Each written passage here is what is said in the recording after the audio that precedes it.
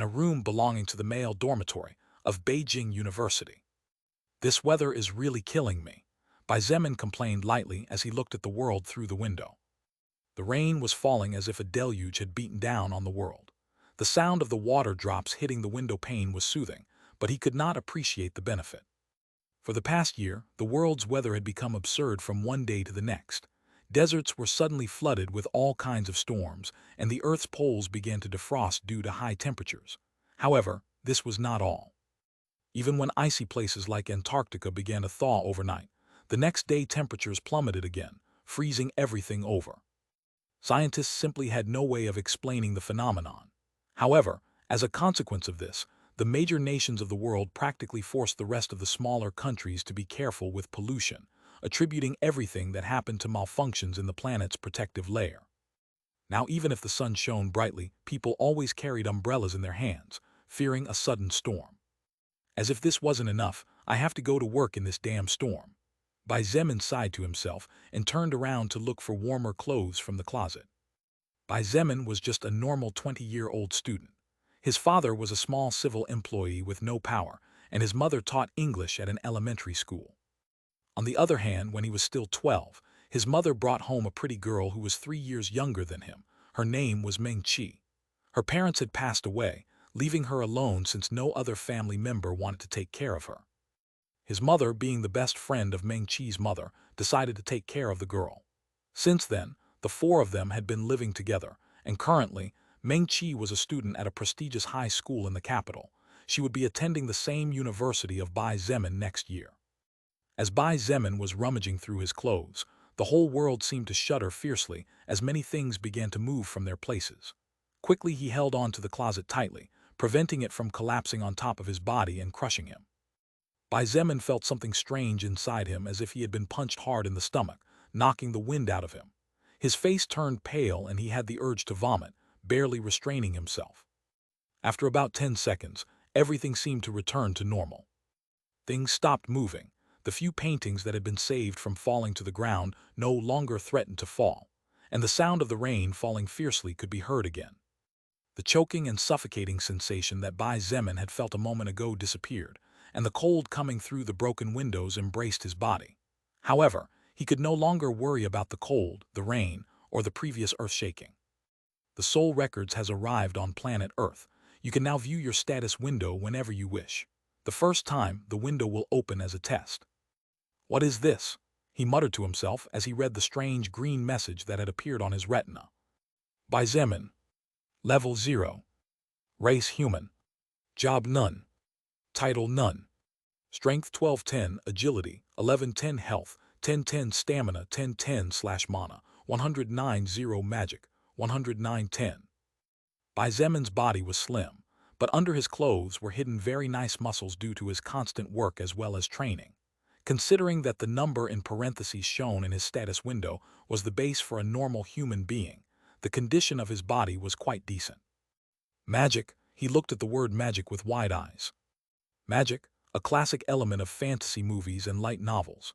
Now, not only had a strange window appeared that seemed to display his physical talents, but the attribute magic had also appeared on him. Interesting. To think that I would meet a human with a high aptitude for magic as soon as I arrived in this lower world. A seductive, playful, and even a bit innocent voice sounded from behind him, blocking him from thinking any further about the events that had occurred. Bai Zemin turned around only to be stunned. A beautiful woman capable of provoking wars between nations was there when clearly no one was there before. Her skin was pale white with no imperfections and seemed to glow in the light, contrasting with her black hair that fell like a waterfall to the bottom of her back. Her eyes were a striking red that shone like two beautiful rubies. A black one-piece dress hugged her seductive curves, clinging to her body tightly, exposing only her two slender arms and two long, slender legs that could make even a saint drool. Bai Zemin had never seen such a beautiful woman in his entire life. The woman before him not only had a seductive and charming aura, but also had an innocent expression that did not seem to match with her body. However, before he could even ask for anything, several sounds and cries coming from outside made his body instinctively move to the window to see what was happening. Outside, the whole world he knew had changed, and what his eyes saw now was no longer the same thing he had seen just a minute ago. People were running everywhere, screaming and begging for help as they tried with all their might to get away from other people. However, the scariest thing was that there were many people eating other people as if they were beasts. Help! A pretty girl was running for her life as she looked behind her, getting as far away from one of those strange people as possible. In an oversight, she tripped against a stone and fell to the ground. "Watch out!" Bai Zemin unconsciously shouted. Unfortunately, it was already too late. One of those strange people with its bloody mouth caught the girl who had fallen and fiercely bit one of the young girl's arms, making her cry out in pain. "Save me!" The young girl screamed painfully as she tried to free herself. Her expression was truly pitiful. Unfortunately for her, none of the people running could be bothered with her as they were too preoccupied trying to save their own lives. Soon, her body stopped moving. However, a few moments later, the girl stood up and began to stagger slowly as she chased after the noise. Seeing this, Bai Zemin's complexion turned pale as he suddenly realized that these strange creatures were practically identical to the zombies from the Resident Evil movies. What's that?" Bai Zemin was shocked when he saw a bee the size of a human fist suddenly buzzing toward a zombie. The zombie didn't even react to the attack when the bee's huge stinger pierced its head, directly crushing its brain and killing it on the spot. The bee opened the zombie's head and began to eat something. After a few moments, its body seemed to grow a few more inches before it stopped.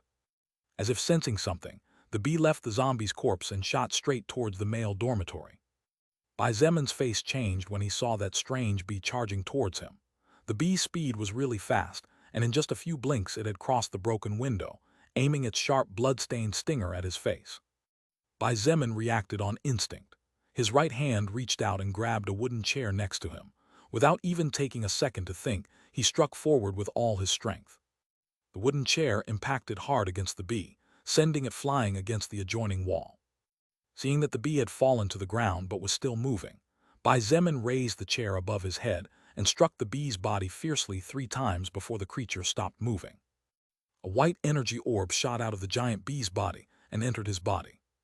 You gain level 5 Big Bee Soul Power, Agility +2, Strength +2. You have reached level 1. You acquire 2 status points to distribute freely. 2 messages flashed before Bai Zemin's retina. He was surprised to discover how that strange energy seemed to nourish his muscles and bones, making his body more powerful quickly. "What is this?" Bai Zemin quickly stepped forward to pick up what was next to the bee's corpse. Blood Manipulation, First Order Skill, Level 5. You can control the blood flow of your body or the blood of your enemies to some extent. The effect of the skill depends on the user's magical power, mana, and imagination. A strange blood-red scroll was in his hands. The scroll emanated a sinister aura, and although it was clean and smooth, it gave off a faint smell of blood from its interior.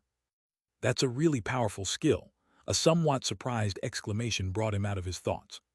Because of everything that happened, and because he had almost lost his life a few moments ago, Bai Zemin had forgotten the woman who had suddenly appeared in his room. He turned around and looked at the beautiful woman cautiously. Even if she was beautiful, with all the strange things going on, he didn't care. "Who are you?" Bai Zemin asked in a deep voice as he gripped the chair in his hands. Temporarily it was his only weapon, there was no choice. Tilda, the beauty giggled softly. Her face changed from innocent to charming like a seductress.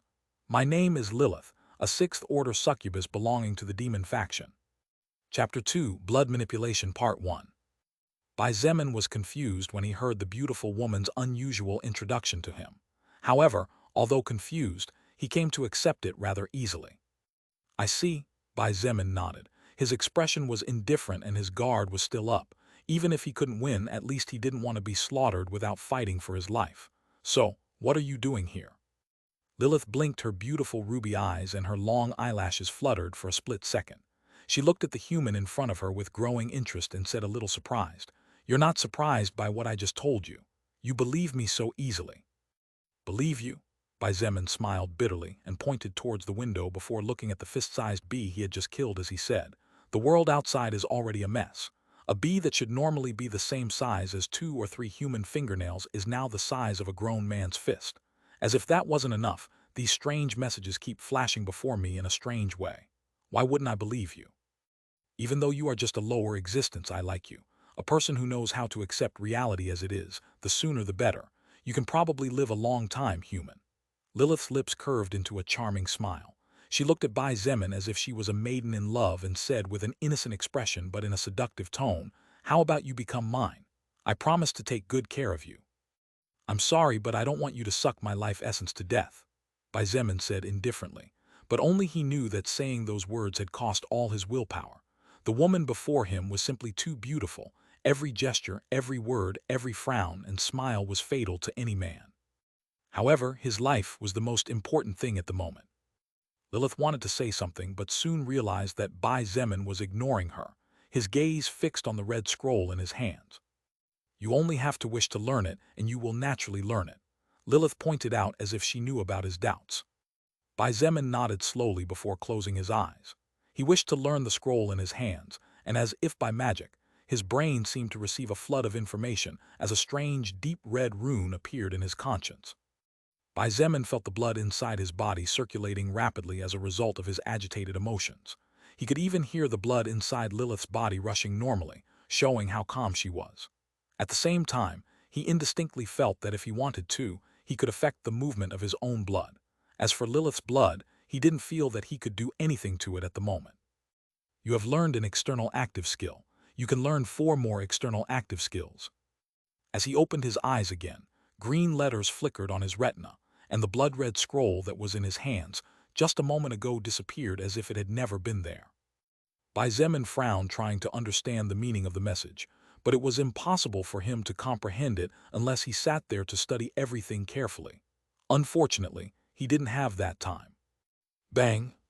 The wooden door of his room received a resounding bang from the outside, and Bai Zemin was forced to prepare himself for the worst. The banging continued uninterrupted, and the grunts coming from the other side of the door made it obvious that at least one zombie was trying to break through, and seeing how hard the door was being hit, and how the hinges seemed about to give way at any moment, he knew he didn't have too much time to stand around without doing anything.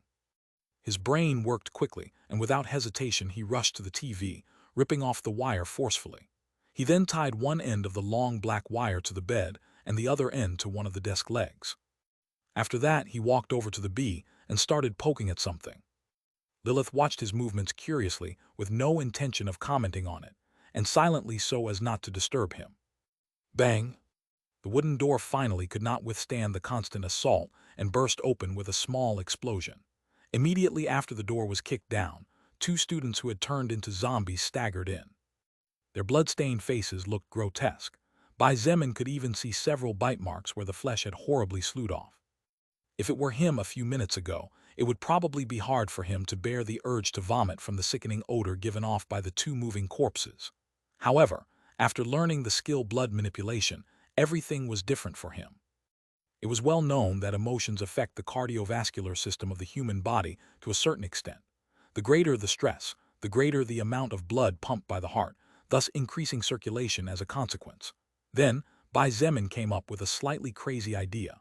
Was it possible that in some sense the blood circulation inside the body could affect the emotions a bit? Since there had never been anyone capable of controlling the blood to affect emotions, such a thing could never be proven. But after acquiring blood manipulation, Bai Zemin discovered to his delight that while he was still a bit nervous, he was no longer as scared as before. The 2 zombies advanced rather slowly in Bai Zemin's direction. Although the creature's eyes were completely white as if they were blind, they seemed to be able to smell life emanating from his body, since their movements had a fairly clear direction. Just as they advanced, the 2 mindless zombies suddenly tripped over the wire that Bai Zemin planted a few centimeters above the ground. The bed creaked and moved slightly due to the strong pull, but it was enough for the 2 zombies to fall flat on their faces. Bai Zemin's eyes flashed as he shot forward at full speed, unwilling to pass up the opportunity. Reaching in front of the first zombie, he mercilessly stabbed the head of the now helpless creature with the sting of the bee he had killed not long ago. The mutated bee stinger had a length of 2 human fingers and a width of at least 3 fingers, so it easily pierced the zombie's head, crushing the brain and killing the creature. Before the second zombie could react, Bai Zemin quickly stabbed its head ruthlessly, killing it in a second as well. You have acquired soul power of normal zombie level 4. You get +4 stamina. You have acquired soul power of normal zombie level 3. You get +1 stamina. You have leveled up to level 2. You get 2 status points to distribute freely. Before Bai Zemin could sigh in relief and relax his nerves, two more zombies staggered into the room while growling in his direction. Due to the strong pull of the other two zombies, the wire was currently practically dragging on the ground, making the small trap completely useless. However, Bai Zemin did not panic and quickly concentrated. With a thought, he mobilized the mana within his body according to the instructions of the skill blood manipulation.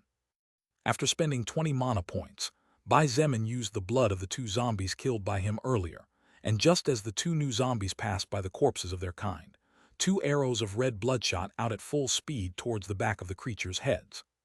The congealed blood arrows were extremely sharp after being controlled by Bai Zemin, and easily pierced through the head of the two zombies, crushing part of the brain and killing the two creatures easily. You have acquired soul power of normal zombie level 3. You get +1 stamina. You have acquired soul power of normal zombie level 3. Strong. Bai Zemin's eyes flashed as he looked at his hands. However, he soon noticed that from the corpse of the second zombie, he did not gain any stamina boost or other attribute. Seeing his frown, Lilith, who had been silent, patiently explained, "The more creatures of the same type and level you kill, the less benefit you will get as your soul power acquires some resistance against them. Only by killing other creatures will you be able to acquire more benefits. Of course, you can still level up by killing those low-level zombies, but you will only get 2 status points when you level up, no extra benefits." Bai Zemin looked at her gratefully, which his doubts were cleared. However, he soon asked again, "Why are you here?" Only now that his nerves had calmed down a bit did he finally dare to ask more questions. If he had done so earlier, he might have died in a zombie's mouth or been killed by the giant bee from before. Lilith puckered her lips and giggled playfully as she pointed to the door and said, "I'll explain everything later. For now, don't you think it's better for you to look for a safe place?" Bai Zemin looked at the broken-down door and finally nodded. In fact, this was not the best place to ask questions, so he quickly said, "You're right. Let me pick up a few things and then we'll leave this place." He quickly grabbed a mountain backpack and stowed the cable he had used earlier, 2 large bottles of pure water, and some snacks he had bought earlier. He had nothing else of use there. Then Bai Zemin looked out the window and couldn't help but complain, "Really me and my bad luck." Bai Zemin's room was on the 5th floor. It was impossible for him to climb down through the window. With no other option, he had no choice but to walk to the door to get out of the building. Lilith's beautiful ruby eyes had a strange glint in them as she looked at the head wound of the 2 zombies that Bai Zemin had killed with his blood manipulation skill. Her full red lips curved into a charming smile before slowly following him out. Chapter 3, Blood Manipulation Part 2. As he walked down the hallway of the guy's dormitory complex, Bai Zemin had the nerves in his body tense and his muscles bulged slightly due to the tension. Because today was Saturday, most of the guys in the dormitory had gone out to enjoy the good life. Most of them could have fun during the times when studying was not necessary as their families supported them from behind.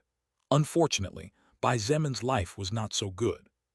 The salary of his father and mother together could only afford to pay for the college expenses of one of them, Bai Zemin or Meng Qi. Because of this, Bai Zemin strongly refused to accept his parents' money and started working in a repair shop near the university. That way, he could study and his younger foster sister could study as well. Although she felt guilty, there were not many options for a poor family. Lilith, who was following him step by step, suddenly said in a casual voice, "How about using the 4 free status points you have?" Bai Zemin did not look back and replied while he shook his head, "No. If I use them casually now, I might regret it later. Right now, I don't know which attribute could save my life in times of need, and a sudden impulse might be my only hope." Lilith was silent for a few seconds before nodding in understanding. She licked her lips as she looked at his back with glittering eyes and purred, "I like you more and more, Tilda." Bai Zemin's breathing became slightly heavy as he heard that charming tone of voice, and it took all his willpower not to turn around to rip the clothes of the beauty behind him. Something told him that if he tried to do something like that, he would probably regret it for the rest of his life. Besides, even though she seemed to be helping him, Bai Zemin was a careful person by nature. Therefore, he was still with his guard slightly up against Lilith. Suddenly, 3 male zombies appeared at the end of the corridor, crawling towards him with trembling steps.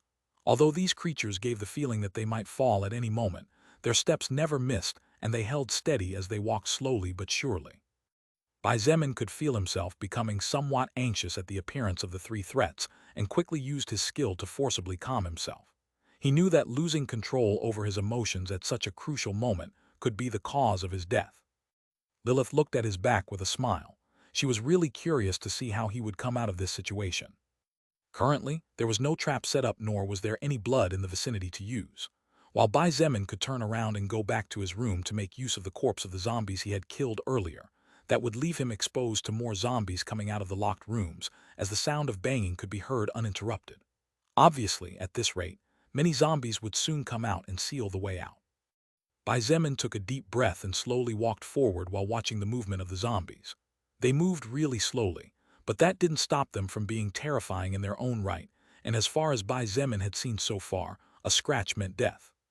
He tried to make use of his blood manipulation skill, only to discover to his consternation that it seemed to have no use against these zombies.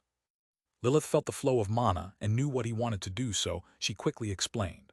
Although your skill is really strong, dead creatures are practically your nemesis during the initial stages, as these zombies feel no pain. Try to warm their blood and then guide it to the eyes. Bai Zemin's eyes flashed, and he quickly understood what the succubus behind him meant. With a thought, he spent 15 points of mana, fiercely reheat the blood inside the zombies' bodies, and guided it to the eyes. The results showed immediately. The eyes of the 3 zombies exploded due to the internal heat, and blood began to gush out like a fountain. Bai Zemin did not pass up the opportunity, and spent another 30 points of mana to create 3 frozen blood arrows from the blood the creatures spilled, killing the 3 zombies at the same time. You have acquired soul power of normal zombie level 3. You have acquired soul power of normal zombie level 3. You have acquired soul power of normal zombie level 3. You have leveled up to level 3. You get 2 status points to distribute freely. Bai Zemin had killed 2 other zombies after reaching level 2 in his room. One of them was level 4. With the accumulation of 3 other level 3 zombies, he leveled up again. The only regrettable thing was that he could not acquire benefits from these level 3 zombies other than experience. Every time Bai Zemin leveled up, his stats would recover to the maximum point immediately. In short, even though he had spent 20 mana points in his room and another 45 just now to defeat the zombies, his mana recovered because he had leveled up.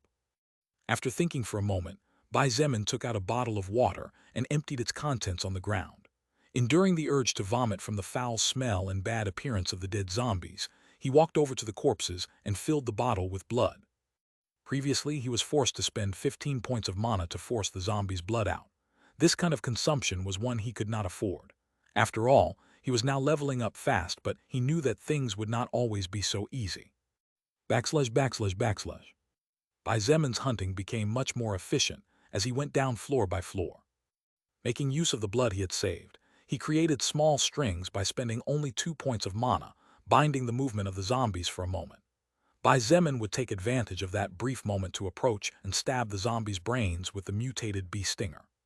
So far, Bai Zemin had killed a total of 33 zombies from the moment he left his room.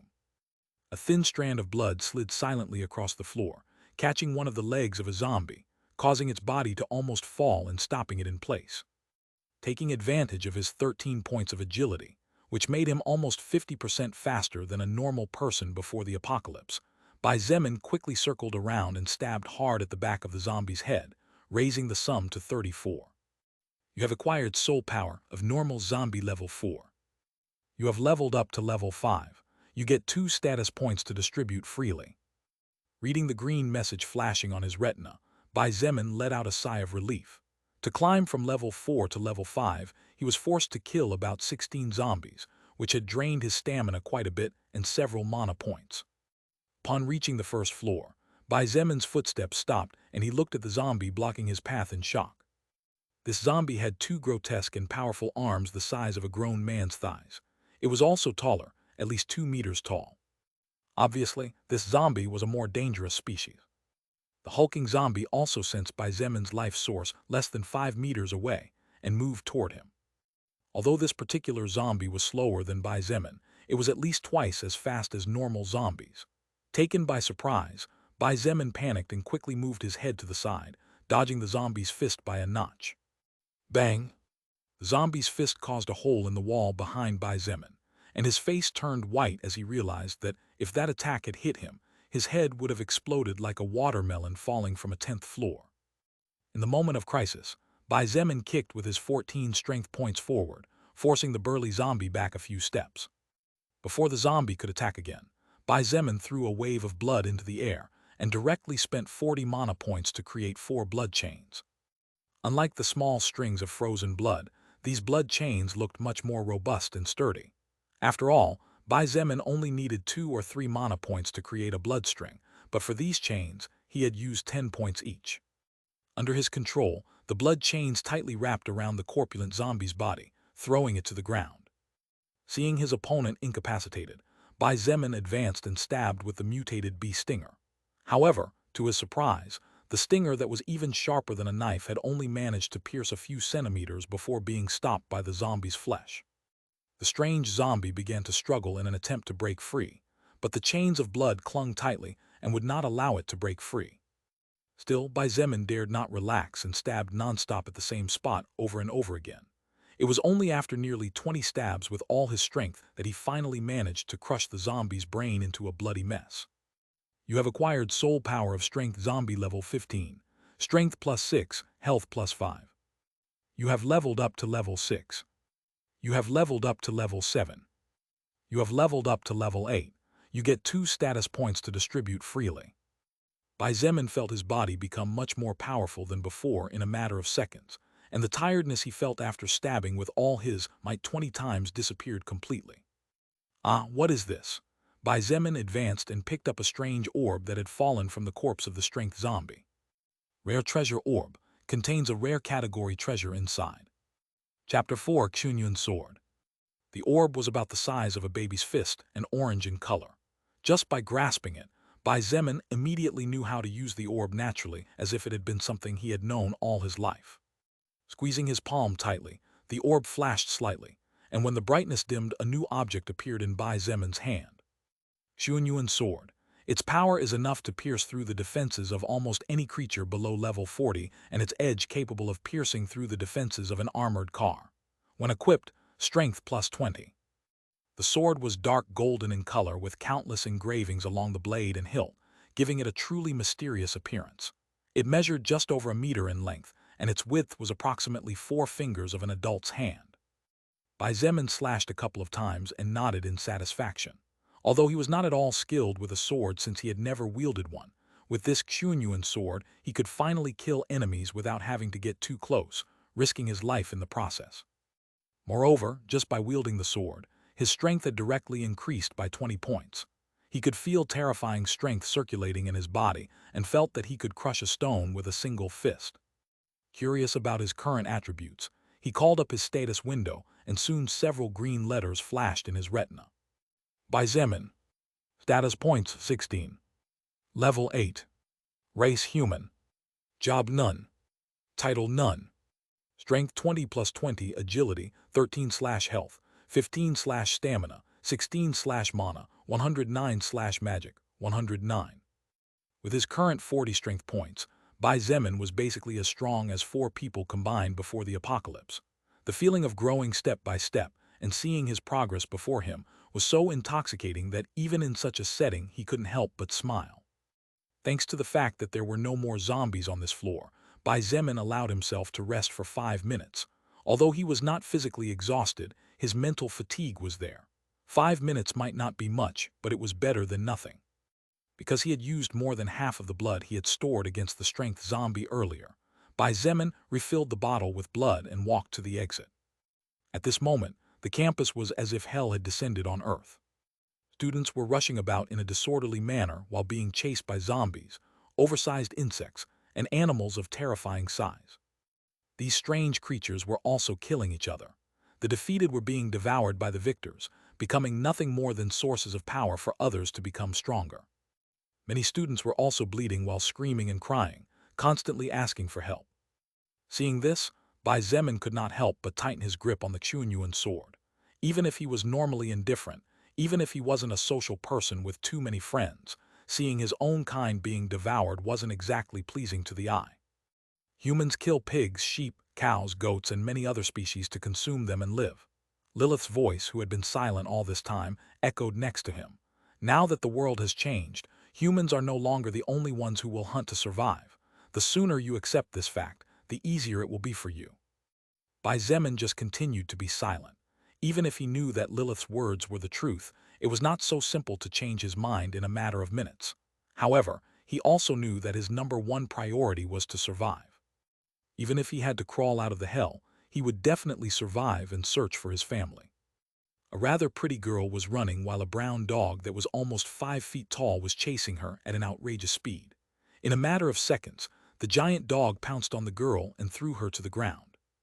The girl's eyes flashed with terror as she saw the terrifying monster open its jaws wide. Just when her throat was about to be ripped in half, there was a sharp flash that flickered for a second. The giant dog's movement stopped completely, and a second later its head detached from its body. Warm blood fell on the girl's body, but after living through so many things, she did not scream and looked at the person who had just saved her life. This person was, naturally, Bai Zemin.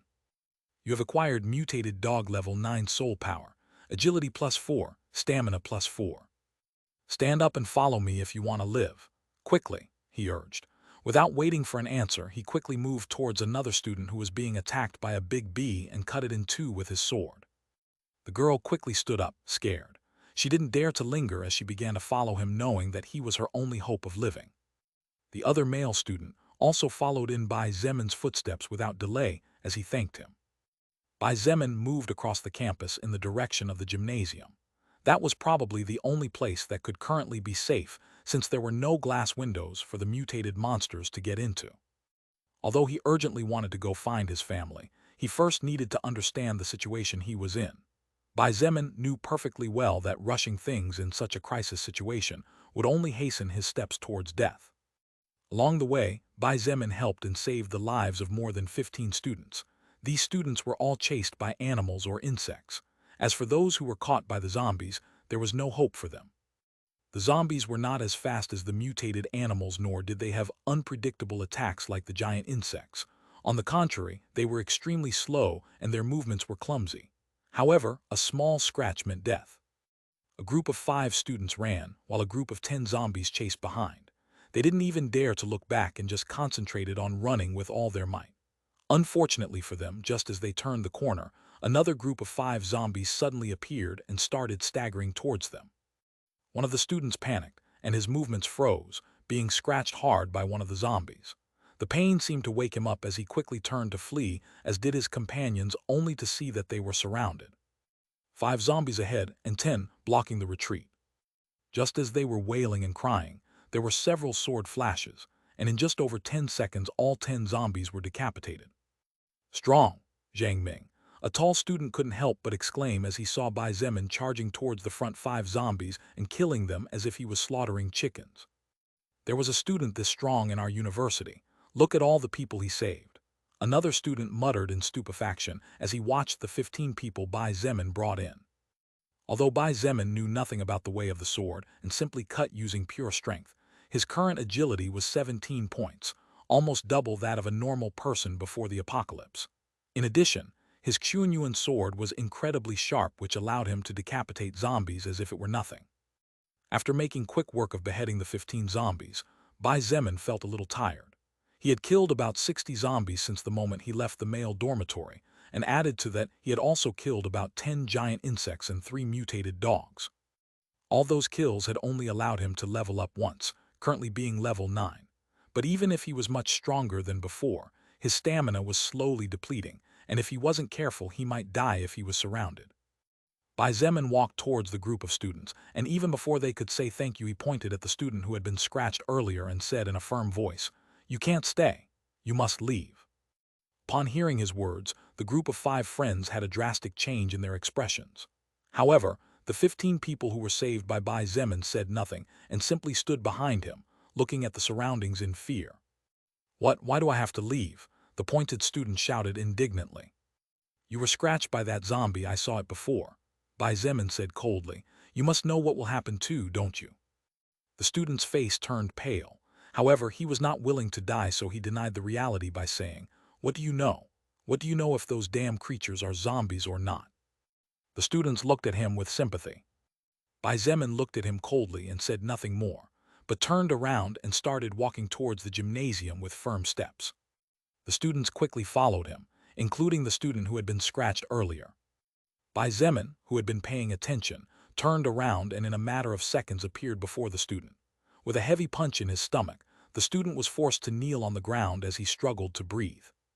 "I told you that you can't follow me." After saying those words, he turned around and walked away. The students did not dare to say a word, not even that student's 4 classmates. Currently, Bai Zemin's mood was terrible, and after killing over 100 zombies, the smell of blood surrounding him was thick, giving him a savage aura that no one wanted to provoke. "I like this human more and more every minute, he. Lilith looked at his back with flashing eyes, and her lips curved into a beautiful seductive smile capable of enchanting any man's heart. However, no one seemed to be paying attention to her. Chapter 5: A Closed Battle. Beijing University, being one of the most prestigious universities in all of China, as well as one of the most important universities in the world that even foreign students attended, was extremely large. The campus was several acres in size, and the university was like a small city by itself. Supermarkets, karaokes, there were even some restaurants inviting students to stay on the premises without going out too much. The distance between the male dormitory and the gymnasium was only about 400 meters, but because all the roads were plagued with dangers in the form of zombies, evolved insects, and animals that seemed to have turned into beasts, crossing that distance had become a challenging feat. Bai Zemin dashed relentlessly and slashed with his sword again and again. Along the way he had saved the lives of 5 others, increasing the number of survivors at his side to nearly 24. A man with gold-rimmed glasses and a rather handsome appearance was chatting with a female student who was looking at him with an obvious crush. This man's name was Liang Chuan, and he was the vice president of the University Student Association. Before the apocalypse, Liang Chuan was a model student with excellent grades, and in addition to his good looks he had many female suitors. Even now that the world had changed, there were some surviving girls who looked at him with strange glints in their eyes. Liang Chuan had also dared to fight since at that time he had no other options if he wanted to survive. He was currently level 3 and could handle 2 or 3 zombies by himself. When he encountered Bai Zemin's group, he was about to be surrounded by 6 zombies, which meant death for him. After he killed 2 zombies and Bai Zemin killed the other 4, Liang Chuan joined the group and helped kill straggling zombies. After all, even for someone like Bai Zemin, who had been fighting and killing creatures of a higher level than him constantly, it was not 100% safe to protect such a large group of people without 1 or 2 zombies slipping in. Swoosh! Suddenly, a green shadow appeared in the distance, charging towards the group of over 20 people at astonishing speeds. Bai Zemin had just killed a mosquito that was almost 20 centimeters long, and before he could react, that green shadow had already passed beyond his defense perimeter, appearing in front of Liang Chuan. Liang Chuan's face turned pale, and he took a step back. If he faced a few zombies, he was still fine, but if a big bee or a mutated dog with above-average speeds appeared, then there was no way he could even react. Because Liang Chuan had only killed zombies so far, he only obtained extra attributes during the first 4 or 5 zombies and only gained stamina. Liang Chuan had also used the 6 status points he had gained from leveling up in strength, so his speed was merely average. Liang Chuan grabbed the girl who was chatting with him and didn't even hesitate when he threw her in front of that strange shadow, taking cover in the process. The green shadow suddenly flashed, and in the next instant, the girl's body was split in 2. Her blood splattered everywhere, and a look of shock and incredulity shone in her eyes before she died. Even in her wildest dreams, she would never have expected that the normally cultured, polite, and gentlemanly Liang Chuan would actually not hesitate to make such a cruel move. The survivors panicked, and a few began to flee in all directions in a disorderly manner. Others did not move due to fear, and some smarter ones just walked away while trying to get closer to Bai Zemin, as he was the only hope they had of survival. As for Liang Chuan's selfish act, no one noticed. No one except the beautiful and seductive but at the same time innocent Lilith. Though such a move was impossible to be missed by someone like her, there was no disdain or disgust in her gaze. She had seen people do worse things than what she had just seen just to survive one more day. The green shadow was so fast that no one could react to its speed. This strange creature suddenly seemed to realize something as it shot off at terrifying speeds toward Bai Zemin. Clearly, the creature had realized that he was the best tonic for it to evolve. Bai Zemin felt his scalp go numb and unconsciously raised his sword horizontally. Clang! The sound of metal clashing against metal echoed loudly. The green shadow was forced to stop its movements as its strength and Bai Zemin's were quite similar. Only now could Bai Zemin distinguish the appearance of the monster that was attacking him. The green shadow was actually a huge mantis that was almost 2 meters tall. Its terrifying eyes stared at him with killing intent flickering inside. Its 2 large scythe-like forelegs were pressing hard on the Chunyuan sword, trying to force Bai Zemin back. If it was Bai Zemin before obtaining the Chunyuan sword, he could have been seen to retreat. However, thanks to the 20 strength points the sword granted him, he could barely stand on equal footing. Be careful, that mantis doesn't specialize in strength at all. Its current speed must be almost twice as fast as yours. Lilith's voice rang in his ear, giving him vital information. In fact, even without her telling him, Bai Zemin knew that his current speed was far below this mantis. Before, if not for his reflexes and luck, his head would have already separated from his body without even knowing how he had died. Bai Zemin grunted as he pushed forward with all his might, pushing the mantis back. Then, without even a second's hesitation, he added all his saved status points into agility. In just a split second, he felt his muscles become stronger but at the same time softer. Bai Zemin felt as if lightning flashed in his body, giving him a slight itch that soon disappeared. Swoosh! The nearly 2-meter mantis disappeared, and in the next instant appeared before Bai Zemin again, slashing downward with its scythe-like legs. However, the current Bai Zemin could finally see its movements clearly. Clang! Bai Zemin and the mantis engaged in close combat with the intention of slaying the other, to survive, to evolve, to become stronger. From the other people's point of view, they could only see 2 silhouettes flickering constantly and hear the constant sound of metal clashing against metal. For them, it was hard to think that a human being could actually fight in such a way against such a terrifying creature without losing ground. It was only then that they realized Bai Zemin's strength. Although Bai Zemin's combat experience was average and his sword skill deficient, the Chunyuan sword was a rare grade treasure capable of piercing through the defenses of almost any creature below level 40. The mantis obviously had not yet reached that level, as its scythes had small cracks that slowly spread with each collision. However, the mantis was a natural hunter who made use of its scythes from birth, so it was naturally more skilled than he was in combat. Each had their own advantages, and for an instant the battle was deadlocked in what appeared to be a stalemate. Several zombies, apparently attracted by the sound of battle as well as the strong smell of life, began to stagger over. Bai Zemin quickly spotted them and knew that at this rate not only would all the survivors die, but even he would also fall when they surrounded him. After all, the mantis might not be afraid of infection, but he was. Strengthening his determination, Bai Zemin surveyed the battlefield and slowly backed away, luring the mantis to a specific spot. Upon reaching that spot, Bai Zemin spent 60 points of mana and created 6 bloody chains using the blood of the dead zombies. The mantis was clearly taken by surprise, and the chains wrapped tightly around its body. Its movements were stalled, and its 2 scythes were stopped in midair by 2 bloody chains. The beast struggled fiercely trying to free itself, and the chains restraining its scythes began to stretch taut as if they would break at any moment. Bai Zemin's face changed slightly when he saw this, and he quickly rushed forward and slashed towards the creature's head with all his strength.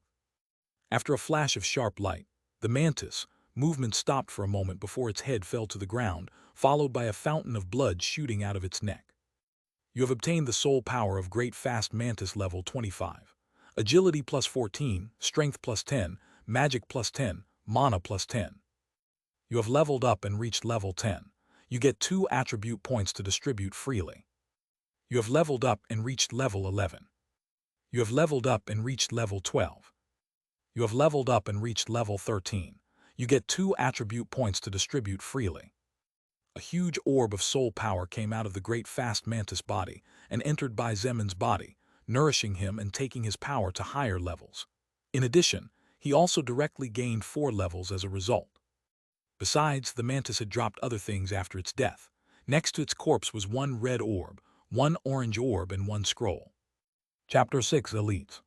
Fighting against high-level creatures was really risky. A single mistake was enough to send anyone on their way into the underworld and pay a greeting to the legendary god of death. In fact, even fighting a level 3 zombie during the first few minutes of the apocalypse was extremely difficult. One touch, the slightest scratch, and it would all be over right then and there. It didn't take a bite or too much contact for a life to end. In truth, if it weren't for Bai Zemin's luck, he would probably be dead by now. At that time, because the window of his room was small, the level 5 Big B had no choice but to fly directly that way, which made it much simpler for Bai Zemin to attack it since he knew where the assault would come from. Otherwise, it was impossible for him to defeat such a fast and unpredictable monster. It was also thanks to that single kill that he obtained his skill blood manipulation. If it wasn't for this skill, Bai Zemin wouldn't even have been able to leave his room successfully and would have become zombie food by now. However, although fighting high-level monsters was risky, the rewards of being victorious were far superior to the rewards one would get from defeating monsters at the same level. Just the extra stat points alone were equivalent to 2 or more levels, considering the fact that each person only got 2 stat points per level. Not to mention the drops. Bai Zemin took a step forward and quickly put both orbs and the scroll into his backpack before standing up again. Immediately and without even a moment's rest, he stomped hard on the ground beneath his feet and charged towards the zombies staggering in his direction. A minute later, the remaining zombies had been purged by Bai Zemin. "Teacher Jia, what happened to everyone else?" Bai Zemin asked with a frown as he looked at a female teacher in her 30s that he had rescued earlier. "Student Bai, the rest. I'm afraid they ran away when they saw things were getting ugly. As for the direction, I'm sorry, I'm afraid I don't know," the teacher replied with a bitter smile. This teacher's name was Jia Jiao, and she was a teacher of the third-year students, so she knew Bai Zemin. Her personality was quite kind by nature, and in the past, she had treated Bai Zemin quite well even though he came from an ordinary family. "I see."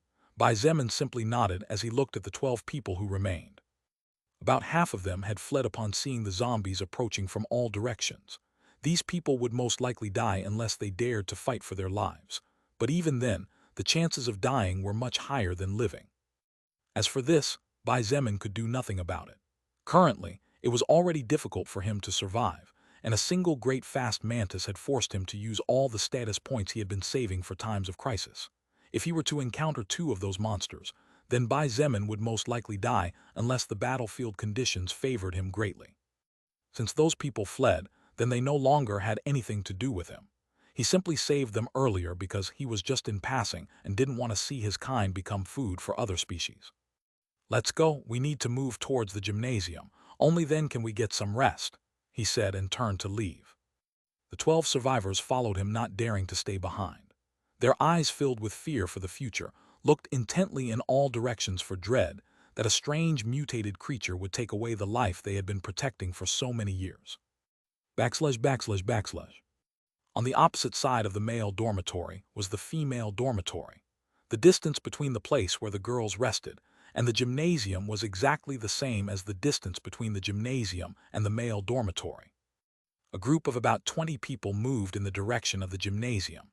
This group of people was mainly composed of women, but there were also 7 men among them. However, no matter whether it was the women or the men, they all looked at the back of the woman who was leading them with respect, admiration, or love.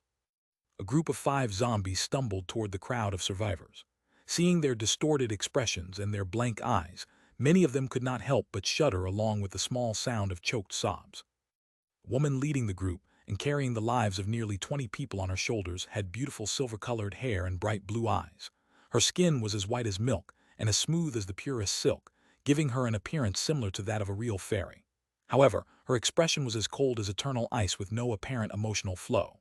Yet, although her expression was as cold as ice, her body was as hot as fire, filled with curves in the right places and extremely charming. Upon seeing the 5 zombies, this young woman of only 22 did not panic. Her gaze did not change in the slightest. She waved her hand, and 5 ice pikes appeared floating above her head. With another wave of her hand, the 5 ice pikes shot towards the incoming zombies. With great precision, the 5 ice pikes struck the heads of the 5 zombies that were moving at embarrassingly slow speeds, creating a hole the size of a small fist in the head of each target. However, no blood came out of the wounds as a small layer of ice sealed them.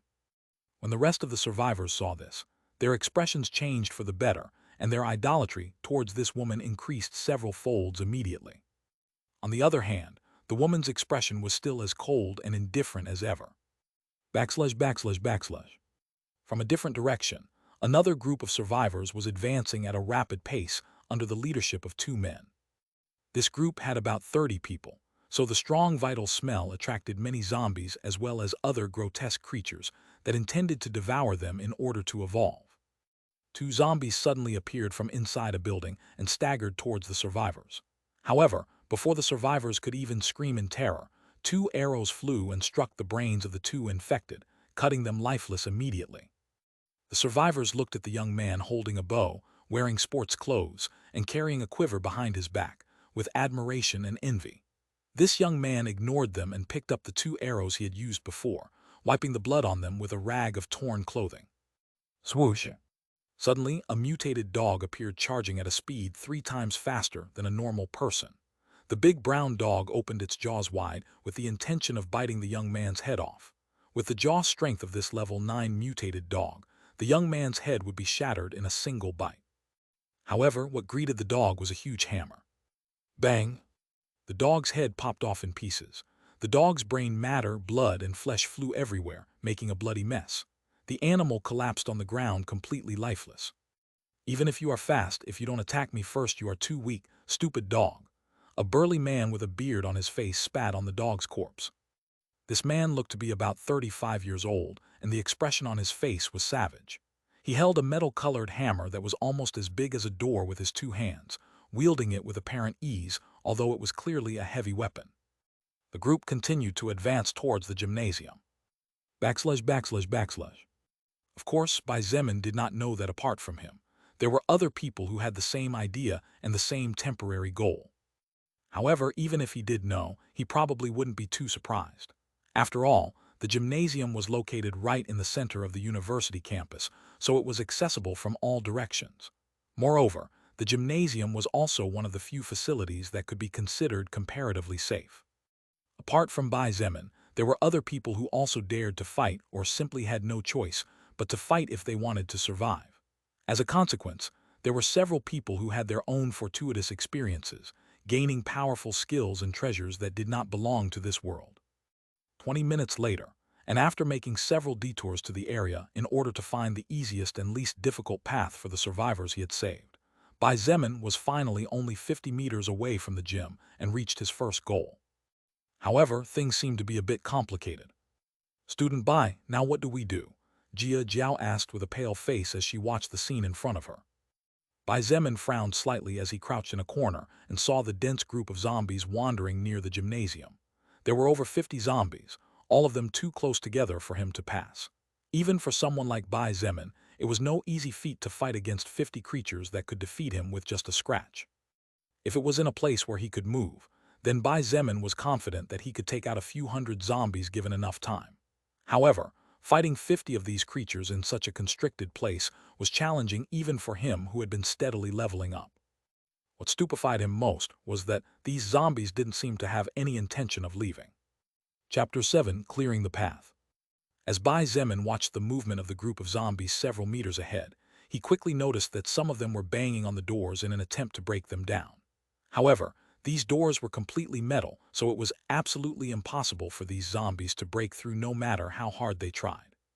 The sound of bangs from the metal door had attracted other zombies, causing that the group of a few more than 50 soon reached 80. This, coupled with the sinister atmosphere of the surroundings, caused that the disordered emotions of the students and teachers that Bai Zemin had saved to become even worse. Could it be that there are people in there? Such a thought flashed in Bai Zemin's mind, and the more he thought about it, the firmer that idea became. In order to survive another day, Bai Zemin had not only been casually swinging his sword back and forth decapitating enemies, he had also been paying attention to the behavior of the creatures as much as possible. Since zombies were the largest quantity temporarily, they were the type of enemy he knew the most about. From what he had observed so far of the zombies, these slow but fatal creatures could sense the presence of any kind of life as well as notice the smell of blood from about 20 meters or so of distance, and even if that wasn't exactly the limit, it was certainly accurate enough. There are definitely people in there, Bai Zemin finally concluded. If not for that reason, then he couldn't think of anything else why the zombies would be so intent on not moving anywhere else. He looked back and saw the people he saved looking at him, which gave him a headache. If it wasn't for these people being here, Bai Zemin would have already taken out the treasures he obtained after defeating the great fast mantis, and among those treasures, maybe there was something that could help him get out of the difficult situation he was in. However, he did not trust these people enough to bring out such treasures in front of them. It was precisely because he did not want to reveal his strength completely that he merely used his blood manipulation for a moment in order to defeat the mantis before stopping as quickly as possible. As if she knew his thoughts, Lilith, who was standing next to him, smiled and said casually, "How about you just abandon them? Everything will be much easier for you if you leave behind these burdens that could stab you in the back at any moment." Bai Zemin looked at her with a frown without saying anything. "Don't look at me like that, Tilda, just saying." Lilith shrugged her shoulders and didn't say anything else. She knew it was impossible for Bai Zemin to do something like that. After all, it had only been about an hour since he had been forced to fight for his life wielding a sword. There was no way he could change that much without experiencing the cruelty of the world. However, Lilith was sure that he would adapt soon. Otherwise, then he would just die unless he had the strength to back up such a mentality. Just when Bai Zemin did not know what to do, the group of now more than 80 zombies suddenly became hectic. One arrow flew from a distance, accurately striking a zombie's forehead. Before the zombies could react, another arrow shot out from the same direction and another zombie collapsed. Strong. Bai Zemin was a little surprised. He didn't know who the attacker was since there were several buildings blocking his view. However, that person's archery skill was really top-notch. Unfortunately, after 5 arrows, the assault was temporarily stopped. Apparently, the attacker was quite close and the zombies were surrounding that person. "All of you wait here." Leaving those words behind, Bai Zemin jumped out from his hiding place like a tiger and charged towards the zombies. In a matter of seconds, the distance of 50 meters separating him and the zombies had been crossed. Bai Zemin slashed with his sword twice at lightning speed, and the heads of 2 zombies flew into the air. "You have acquired level 4 normal zombie soul power. You have acquired level 4 normal zombie soul power." Within 5 seconds, 7 zombies had been decapitated by Bai Zemin. Liang Peng, who carried a huge 2-meter hammer, swung it at a zombie, sending it flying 10 meters. The zombie fell to the ground with the upper half of its body deformed and its head completely crushed. However, he soon noticed a man several years younger than him slaughtering zombies like ants, and his eyes widened. F_CKD_ a minute. What's wrong with that insane speed? Liang Peng cursed. Bai Zemin's current agility had already reached 54 points. This meant that he was more than 5 times faster than the average person before the apocalypse. His movements were extremely fast, so when Bai Zemin had killed 5 or 6 zombies, Liang Peng had only killed one that was close to him. On the other hand, Bai Zemin also noticed Liang Peng with his huge hammer and was surprised. Wasn't that the university security guard? At what point had he become so strong as to carry that hammer? However, just as his mind was beginning to wonder, another change swept the battlefield. "Ice bullets." A cold but pleasant-sounding voice echoed. Immediately afterward, 10 tiny spheres of ice floated into the air and shot out towards 10 different zombies, hitting them in the head with accuracy and taking their lives. "Oh, that woman's control over mana is greater than yours." As if that wasn't enough, her current magic power is only slightly less than what you had when the soul records reached this lower world. How strange. Lilith's surprised and somewhat confused voice sounded next to Bai Zemin. Since the time he had saved other people, and these people didn't even look at Lilith, Bai Zemin had come to the silent conclusion that she was invisible to others and only he could see her. Therefore, he wasn't too surprised to see her casually strutting around the place. Bai Zemin looked at the woman who had joined at the fray, and his eyes could not help but light up. What a beautiful woman! Her silver hair and blue eyes had made her look like a snow lotus, but at the same time she was like an ice fairy. However, although he appreciated her beauty, that was all. After all, Bai Zemin had already seen the incredibly beautiful, seductive, and innocent Lilith. Bai Zemin's movements did not flinch in the slightest as he continued to decapitate zombies, and for every second that passed 1 or 2 fell at his feet. As if the arrival of the silver-haired woman marked a new beginning, the arrows resumed their slaughter. However, for some reason, the shooter's speed increased without losing accuracy in the slightest. The group of more than 80 zombies was terrifying. Anyone would be overwhelmed by them, and even an evolver would die if surrounded. The danger from these creatures was further heightened as the gymnasium was enclosed by buildings, making it a bad place to launch an attack but a good place to defend. In this case, since the humans were the attackers, they had no choice but to suffer.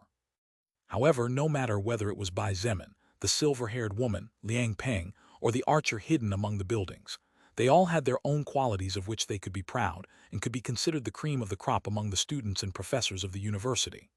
Thus, less than 2 minutes later, all the zombies, including the most separated of the group, had been annihilated. Blood had formed several puddles and flesh was scattered randomly all over the place. The smell was extremely repulsive and the sight could scare anyone. However, the people who fought this time had to fight against death and crawl from dozens or even hundreds of corpses to make their way here. Therefore, none of them had too much of an overreaction.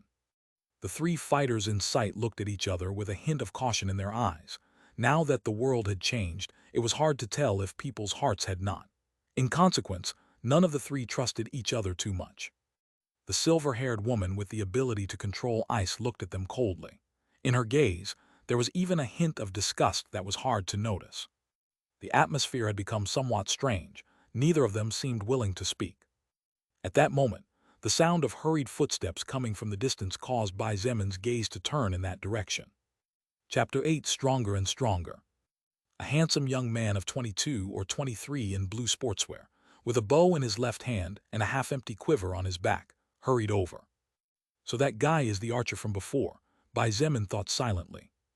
When the young archer saw the silver-haired woman, his eyes lit up and as if a weight had been lifted from his shoulders, he smiled. "Bing Zhu, I'm glad you're okay." Bing Zhu. Bai Zemin blinked before he finally realized the reason why this woman looked familiar. Shangyuan Bing Zhu, a fourth-year student and current student association president. She was not only the most beautiful woman on campus, but also the #1 person in grades. Bai Zemin knew a little about her because he had met her a couple of times when she, as student president, organized student assemblies to report important information and events. However, since she was not important to him, he had simply forgotten about her existence.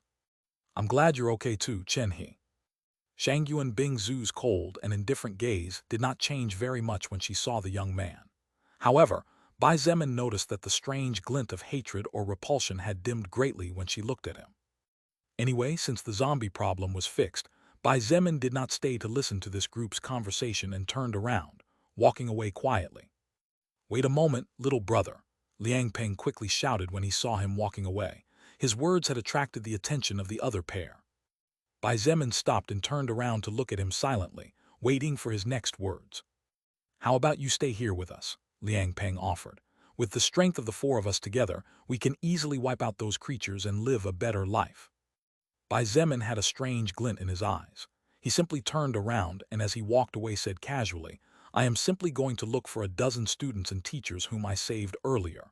I didn't go out of my way to clean up this place to casually leave." Liang Peng was puzzled. On the other hand, Shangyuan Bing Zhu looked at him coldly before turning around and walking away as well. The young archer, Chen He, quickly followed her as they chatted with each other. 10 minutes later, the group of survivors rescued by Bai Zemin, Liang Peng, Shangyuan Bing Zhu, and Chen He joined together to form a large group of about 70 people. Because the storm was still raging with no apparent intention of stopping soon, the blood and metallic smell it gave off were washed away by the rain in a few minutes. This could prevent other creatures from approaching this place in search of food. However, it also had its disadvantages. One of these disadvantages was that everyone's clothes were completely wet. Unfortunately, they could only hold on like this for now. After arguing for 5 minutes, the people hiding inside the gymnasium were forced to open the doors regardless of their fear. Although none of them were willing to open the doors and risk letting danger in, after Liang Peng threatened that if they did not open the doors he would break it down by force, they had no choice but to give in. Bai Zemin was surprised to discover a total of approximately 30 people hiding inside the gymnasium. Among these 30 people, there were men, women, and some teachers. They all looked at them with apprehension and suspicion. As for this, Bai Zemin ignored it. He separated from everyone and walked around the premises, making sure that there was no hidden danger of any kind. The Beijing University Gymnasium was really huge, and although it was called a gymnasium, it was a huge building with all kinds of functions. There was a large indoor basketball court, a sports equipment room, and a cafeteria. The cafeteria was Bai Zemin's target on this occasion. Bang bang. The metal door was closed tightly. Bai Zemin, who had moved away from the group, could hear the sound of banging coming from inside. He could not help but frown slightly as he thought. Since the cafeteria had glass windows, some insects probably managed to get in. As for bigger creatures, that was impossible since there were metal bars on the windows. Unless a monster with a lot of strength or sharp weapons like the great fast mantis appeared, there was no way they could get in. Therefore, that sound could only be from zombies. Bai Zemin looked to the left and right to make sure no one else was there. After making sure, he opened his backpack and took out the 2 orbs he had obtained earlier as well as the scroll. How does this color thing work? Bai Zemin thought aloud, forgetting that there was another existence there who could hear him. It's the colors of the rainbow, Lilith pointed out with a beautiful smile. Seeing Bai Zemin's questioning look, she explained, from lower rank to higher rank, treasures are divided as follows. Red orb is equivalent to a normal grade treasure. An orange orb equals a rare grade treasure. A yellow orb is equivalent to a magic grade treasure. Green orbs are equivalent to epic grade treasures. Cyan color means legend grade treasure. Indigo-colored orbs are equivalent to semi-god grade treasures. Finally, violet-colored orbs mean god grade treasures. The corner of Bai Zemin's mouth constricted several times, and he couldn't help but complain. You should have stopped your explanation on magic grade or epic grade treasures. Now that I look at this red orb suddenly, I don't think it's worth much. I think you're misunderstanding something. Lilith smiled and reminded him of something important. Even a red grade treasure is more valuable than a high-tech machine gun. Let me explain something to you. When you defeat a creature, you absorb its soul power. When that creature's soul power is much higher than yours, the soul record concentrates all the power you were unable to absorb in the form of treasures. The higher the level of your enemy, the higher the chances of getting a higher quality treasure, and the higher the remaining soul power, the higher the probabilities go up even more. Therefore, even the red-colored orb in your hands is more valuable than you think at the current stages, Lilith concluded. Hearing her words, Bai Zemin couldn't help but feel better. Although he felt like asking more questions, he first wanted to finish what he was about to do. The questions could be asked later. After squeezing the red orb hard, it broke, and a new treasure appeared in front of Bai Zemin. Velocity Boots normal grade treasure, extremely light, easy to wear, and automatically adapts to the body. When equipped, agility plus 10. Bai Zemin's eyes lit up and his heart filled with joy. It was just a normal treasure, but these boots increased his agility by plus 10 points. This was equivalent to 1/5 of Bai Zemin's total agility. He quickly equipped the boots and immediately felt his body become much lighter than before. Now, with his 64 agility points, Bai Zemin was more than 6 times faster than a normal person before the arrival of the soul record on planet Earth. Repressing his latent excitement, he did the same with the orange orb. Full coat rare treasure, a jacket that covers from the upper body to the knees. It can stop anything from light shotgun shells to 9-caliber bullets. When equipped, all attributes plus 5. Bai Zemin held the jacket in his hands and almost wanted to roar at the sky to say thank you. With this treasure, he was now impervious to several types of firearms. Even if medium-caliber bullets were too strong, with this treasure his survivability had skyrocketed another level. He didn't even have to fear being scratched by zombies. As long as he protected his head and from the knees down, there should be no problem with his safety. Without delay, Bai Zemin took off the wet jacket he was wearing and put on the full coat. He immediately felt his attributes improving once again, much to his delight. That treasure is good, among the best quality within the rare grade, just like your Xunyuan sword. Congratulations, Lilith smiled cheerfully at him. Bai Zemin was surprised when he realized that she actually looked genuinely happy for him, puzzling him. Lilith, why are you nice to me? He asked, feeling a little suspicious. Lilith bit her lips and blinked her long eyelashes as she said in a soft voice, I already told you. I want you to be mine, Tilda. Bai Zemin rolled his eyes and wisely decided to stop asking. Although his appearance wasn't bad, he wasn't a handsome guy either. Much less so handsome that the biggest beauty he had ever seen in his entire life would fall in love with him at first sight. Without delay and fearing that someone else was coming to this place, Bai Zemin turned his attention to the remaining scroll. Special Forces Soldier, unranked passive skill level 5. By learning this passive skill, you will automatically become a person with the same level of combat experience as Special Forces troops. At the same time, your control and knowledge of your world's firearms grow exponentially. Chapter 9, Fast and Scary. Special Forces Soldier. Bai Zemin's eyes lit up when he saw the name of the skill. After seeing the vague but concise information available on the skill scroll, his gaze became even brighter. Currently, Bai Zemin was countless times more powerful than any human being before the world changed. His strength had reached 55 points thanks to the Xunyuan sword and the full coat that he had just obtained. His agility had reached 69 points, and the rest of his stats were also at least twice that of an ordinary person.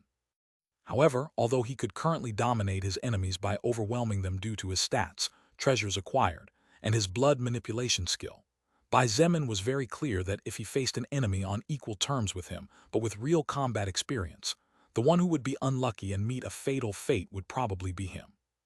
What Bai Zemin lacked the most at this moment was combat experience, control of different martial arts, etc., but with the skill scroll in his hands, this problem could be solved immediately. He only needed to wish for it, and he would immediately become an experienced person as an elite soldier with years of training and battle experience. However, Bai Zemin hesitated. Unclassified skill, he muttered under his breath. Although he didn't know how the level of skills and their rankings worked, Bai Zemin, who obtained a skill ranked as first-order skill, couldn't help but feel that this skill special forces soldier wasn't that good in the long run. Before he could think any further, the beautiful and charming Lilith interrupted him with a sweet smile. You don't need to worry. Although in fact, in the long run that skill might not be so good, it's a passive skill. Listening to her, Bai Zemin's eyes shone brightly as he realized that the word passive was the key in this matter. Even after facing so many dangers, Bai Zemin had not forgotten about the warning he received when he decided to learn his blood manipulation skill. That warning was reminding him that he could only learn 4 more external skills. External active skills are those skills that need mana movement to function and that you didn't learn on your own throughout your life. Lilith explained patiently. Before, you were just a normal human with no training, and yet, nevertheless, you were able to learn a terrifying skill in just a few seconds. Bai Zemin did not dare to miss any words and focused all his attention on her. Lilith continued. Although it might be fine now, if you learn too many external active skills, in the long run your brain will be overloaded by all the accumulated information, and your body cannot support such a stress. That's precisely why you can only learn 5 active ones at first. I'll explain more about this when we have time, as I prefer not to rush things. However, you don't need to worry at all. The passive skills you can learn through skill scrolls are endless. That was all he needed to hear. Bai Zemin looked at Lilith with a rare smile and slowly said, You really are my lucky demon, Lilith. Without waiting for a reply, and without seeing her reaction, he closed his eyes and wished to learn the contents of the scroll in his hands. The scroll in his hands turned into countless particles of light that flowed into his body. In the depths of his soul, a bronze-colored rune appeared with countless engravings on it. Bai Zemin immediately felt a slight prickling in his mind that instead of being painful, was uncomfortable. Martial arts of self-defense. Fighting skills to kill the opponent in the shortest amount of time possible, depending on the circumstances, control over bladed weapons, knowledge about firearms as well as the correct way such weapons worked and the optimal way to use them. So much information flooded Bai Zemin's brain.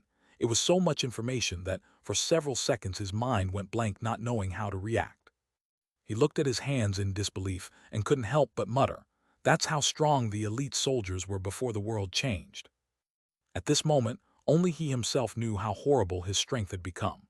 His stats had not changed at all, but Bai Zemin was confident that if he met the great fast mantis again, he could finish it off in less than 3 seconds even without using his blood manipulation skill. In fact, Bai Zemin did not know that even his gaze had changed. His eyes had become sharper and more piercing, like a sheathed blade waiting for the moment to show its lethality to the world.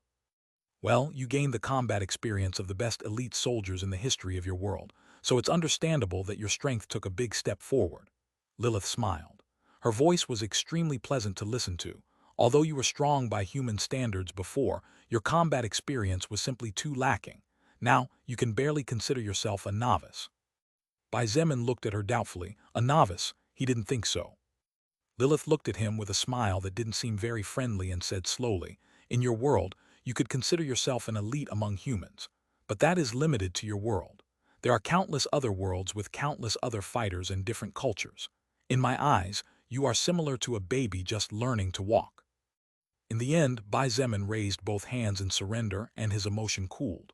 Although being proud and arrogant was good, Lilith was right. Currently, he had merely just begun to take his first steps.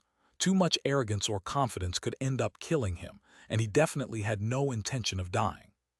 Lilith also noticed that Bai Zemin had put his feet back on the earth and could not help but smile. If he became too proud just because of something so small, it would be too disappointing for her. Fortunately, it didn't turn out to be like that. Bai Zemin looked at the metal door in front of him. He could still hear the frenzied banging of the creatures inside, trying to forcefully break down the door. If the floor gets too stained, it will be a headache to clean it up later, Bai Zemin said casually, and opened the door without even hesitation. Immediately, like wild beasts released from their confinement, zombies staggered out from inside the cafeteria, their hands trying to capture their target as quickly as possible, and their blood-stained faces gave them an extremely horrible appearance. Bai Zemin did not even unsheath his sword. He took a big step forward and raised his right foot, directly striking the first zombie in the throat. The sound of bones breaking into countless pieces was extremely scary, and anyone who heard it would undoubtedly be shocked beyond what any words could describe. The struck zombie flew several meters away, hitting the zombies behind it in the process. When it hit the floor, it was no longer moving. The zombie was still alive since the brain was intact. However, Bai Zemin's kick had destroyed the jaw and crushed the upper bones of the spine. Therefore, although its brain still functioned, it could no longer use its mouth to bite, nor could it move its hands or feet. The zombie was no different from any other zombie killed by Bai Zemin before. No, if there was a difference, there was no blood flowing like water from a fountain. In total, there were more than 15 zombies inside the cafeteria. With almost 70 agility points, Bai Zemin's body was constantly flashing, appearing and disappearing amidst the group of zombies. The sound of bones breaking into pieces, along with the sound of the zombies' bodies falling to the ground after being hit, was extremely clear in the place. Sometimes he used his fists, sometimes he used his palm or the side of his hands, his feet, his knees, and sometimes he used his elbows. Bai Zemin's entire body had become an extremely robust, sharp, and formidable weapon capable of claiming the life of any enemy. Less than 10 seconds later, all 15 zombies lay on the ground, alive, but no different from those who were actually dead. Some had all 4 limbs broken, others had their jaws snapped and their spines separated into countless pieces, and the heads of others had been turned at an impossible angle, disconnecting the brain from the rest of the body. Bai Zemin's expression stayed impassive at the horrifying sight. With his blood manipulation skill coupled with the experience of humanity's strongest elites, his heart could no longer be shaken by such a thing. However, the sound of bones breaking, the sound of bodies hitting the walls and tables, naturally attracted the attention of other people. Shangyuan Bingzhu, Chen He, and Liang Peng appeared outside the cafeteria. They had obviously come to see what was going on after hearing the commotion. Chen He, who was holding his bow and an arrow ready to be shot at any moment, could not help but suck in a breath of fresh air when he saw the miserable condition of the corpses on the ground. Even the usually wild and strong Liang Peng had a distinct change of expression. He looked at Bai Zemin standing amidst the corpses and could not help but mutter, "Is he still human or not?" On the other hand, Shangyuan Bingzhu's beautiful but cold face had a slight frown. Her cold gaze switched back and forth between Bai Zemin and the zombies on the ground. She had noticed that, apart from the miserable condition their bodies were in, there were no bleeding wounds there. Even the creatures' heads were practically intact. Chapter 10: Calling Home. The basketball court was quite large, and the stands had enough seats to fit a few thousand people without any problem. Currently, sitting in different seats, students and teachers looked in the direction of the cafeteria with fearful eyes. "Big sister Shi, do you think something bad happened?" A small-built female student asked in a low voice as she hugged her knees and cuddled tightly in an effort to give herself warmth. "Zilan, don't worry. You also saw how strong Big Sister Bingzhu is. Even if some zombies appear, they won't be a problem against her," Wu Shi said in a firm tone, trying to sound as confident as possible, not only to convince her friend, but also to convince herself. Zilan bit her lips tightly as her body trembled constantly. In the end, she could not hold back her tears and began to sob. "Big sister Shi, I am so scared." Song Qing turned into a zombie suddenly, and Zheng Ne was bitten to death. "Many people died and I won't be able to talk with them anymore." Wu Shi, who was barely containing her own emotions, finally couldn't help but start to cry. She had just tried to communicate with her family, Unfortunately, she got no response. She already feared the worst. I'm cold, I want to wear dry clothes, I want to feel warm, I want to hear my mother's sermons again, Wuxi whispered in tears. This kind of conversation could be heard everywhere inside the gymnasium. The students were terrified, waiting for a dark and unknown future. A few hours ago, they were all laughing and chatting happily, worrying about what kind of clothes they should buy to look their best. However, now all they wished for was dry clothes to relieve the bone-chilling cold. Even the teachers, who were the responsible adults, were in no position to relieve others when they themselves did not know if the next moment a strange creature would walk through the doors and claim their lives. ////. What happened here? Shangyuan Bingzu's cold voice was the first sound to break the silence of the place. Bai Zemin did not answer immediately. Instead, he gathered several tablecloths on the floor and tied it end to end, thus forming a huge square of cloth. Then, he began to carefully move the body of the immobile zombies on top of the cloth square while slowly explaining. There is enough food in this cafeteria to sustain about 100 people for approximately a week. Besides, I don't feel comfortable in crowds either, so I'm planning to make this place my temporary resting area. So, I'll take care of these zombies. You took care of these zombies, you say? Shangyuan Bingzu muttered in a strange voice as she watched Bai Zemin work. Except for the initial glance, he had not looked back at them again and simply continued to work tirelessly. Many thoughts were constantly flashing in Shangyuan Bingzu's mind, making it extremely difficult to comprehend her. He was not thinking as many things as she was. He simply looked at Bai Zemin's back and asked, "May I ask how?" "Right, we still don't know your name. You are." "Bai Zemin," he casually replied. Bai Zemin wasn't trying to act cool. This was his real personality. Even before the world became chaotic, he was not good at dealing with many people due to certain past incidents. "I see, Bai Zemin. It's a pleasure to meet you," He said politely with a smile. He was extremely handsome. His archery skill allowed him to become the best in his club, and his grades were in the top 10 every semester. All these excellent qualities together with his unknown but powerful family made him the Prince Charming of countless beautiful girls. Even among the boys, he was popular because of his kindness. "Same here," Bai Zemin replied without much interest. His top priority now was to fully ensure his safety, then make a call home to check on his family's safety, and finally understand the rules of the new world better. Therefore, he was not interested in making friends with anyone just as he had not been in the past. He's expression became a little uncomfortable at Bai Zemin's clear coldness, and a bitter smile appeared on his handsome face. "How did you deal with them?" Shangyuan Bingzu asked. She could see some blood stains on the ground. However, that blood was obviously from the 4 large mosquitoes that were dead and torn to pieces on the ground. Then, Shangyuan Bingzu was curious to know how it was possible that the young man in front of her killed the zombies without injuring them. "They are not dead, they are still alive," Bai Zemin replied, finally finishing dragging the 15 bodies. "What?" Shangyuan Bingzu's cold and indifferent expression broke for a moment when she heard his words. Bai Zemin began to drag the large square of cloth towards the exit with a bit of difficulty, but with steady steps. Although his strength was 55 points in total, he had not yet reached a level where he could drag 15 adult people casually. As he walked, he replied, "These zombies are still alive. It's just that I destroyed all the connecting bones of the body, so even if the brain is intact, they are no different from dead zombies since they can't do anything. I didn't want to stain the ground where I will sleep with blood." Shangyuan Bingzu's eyes lit up, and she finally understood the reason why the zombies' bodies were in such a terrible condition. Previously, she had assumed that Bai Zemin was simply a barbaric and violent person, but after listening to his explanation, she understood that she had been wrong. Although she somewhat admired his strength, that was all. From her point of view, there was no trustworthy person in this place. To Shangyuan Bingzu, the only person she could trust a bit was her childhood friend He. As for the rest, they were all useless. Especially the men. ///. Currently, Shangyuan Bingzu was surrounded by both men and women. Liang Xuan, the vice president of the student association, and He, the skilled archer, were constantly trying to engage her in conversation. Liang Peng, the strong man with a terrifying hammer, looked at the bodies of some female students and teachers casually, without caring too much about the world outside. After carrying the 15 zombies out of the place and dragging them to a nearby building, Bai Zemin returned to the gymnasium. He simply ignored the stares he was receiving and walked away quietly with no intention of chatting with anyone.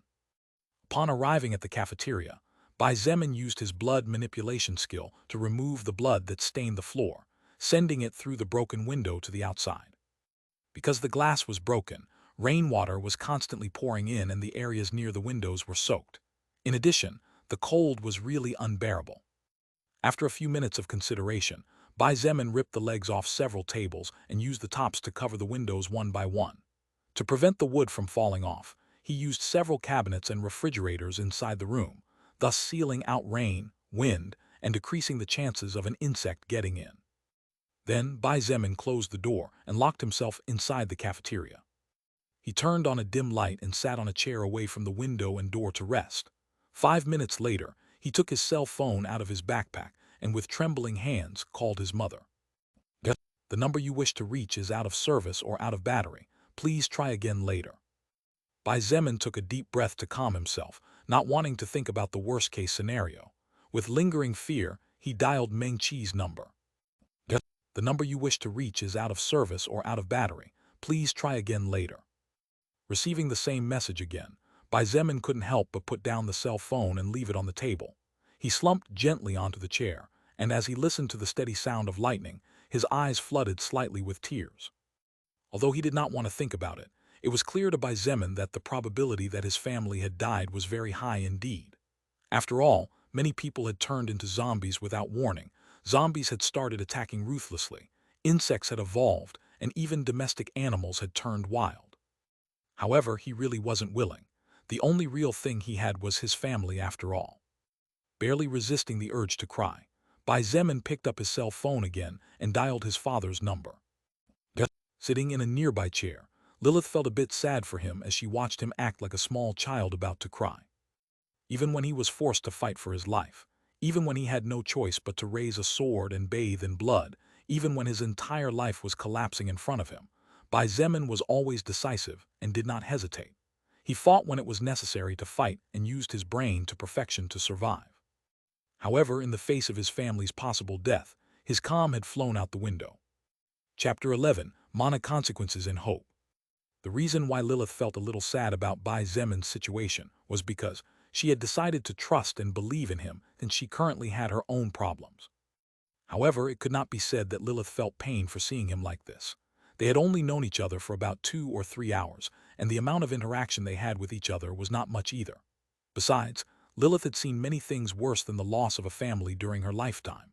To her, even the fall of an entire race where tears of blood were shed was not such a strange sight either. Now she could only hope that his family was safe and had not experienced any accidents.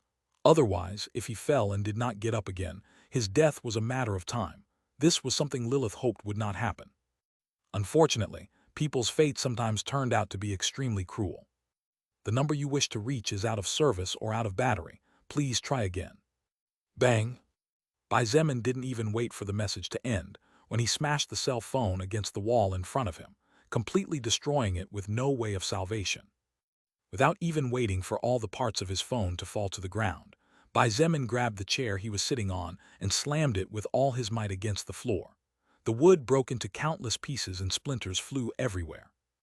As if he had gone mad, Bai Zemin grabbed everything near him and destroyed it without caring about the quantity of noise he was making, or if his attitude could scare the people outside the cafeteria. Now that he could not contact any of his 3 family members, he had assumed the worst. How could he care about other people's fear at this point? After destroying more than 20 chairs and several tables, Bai Zemin's stamina began to drop rapidly due to the misuse of his strength, exhausting him faster than usual. He slumped on the floor, leaning his back against the wall, and covered his face with one hand. Lilith looked at him silently and waited for him to vent all the frustration, sadness, anger, and pain he felt. The cafeteria fell silent, and the only sound that could be heard was the sound of thunder coming from outside. The faint distant light that acted as illumination could barely provide a scarce source of heat, practically non-existent in the midst of such a gloomy environment. Bai Zemin did not cry. After venting in an illogical but realistic manner, he simply became silent and motionless. He had once been betrayed by people he trusted from the bottom of his heart in the past. At that time, He had felt as if his world had collapsed before his eyes and he no longer felt like doing anything. Even leaving his room was a challenge every day. In the midst of all that sadness, pain, and desolation, his family was there for him, just as they had always been, but he hadn't noticed. From that moment on, Bai Zemin had changed drastically. He stopped going out with friends, didn't spend time worrying about having a relationship with a woman, and devoted all his time to studying and working hard to give his family a better life. However, in about 3 hours, everything he had been fighting for many years was gone. His family, the only source of warmth that made him feel comfortable, had probably died. Every time he imagined his father, his mother, or his adopted younger sister crying and asking for help before they died, his blood boiled furiously as if a volcano was about to burst. 20 minutes later, Lilith finally spoke. "Bai Zemin, your family is probably still alive." His body shuddered softly, but he did not respond. He stayed silent, longing to hear her next words. Although Bai Zemin did not know how strong Lilith was, even after becoming much more powerful than he was in the past, he felt that a snap of her fingers was more than enough to erase his existence if she really wanted it. Therefore, her words at this moment were very important to him.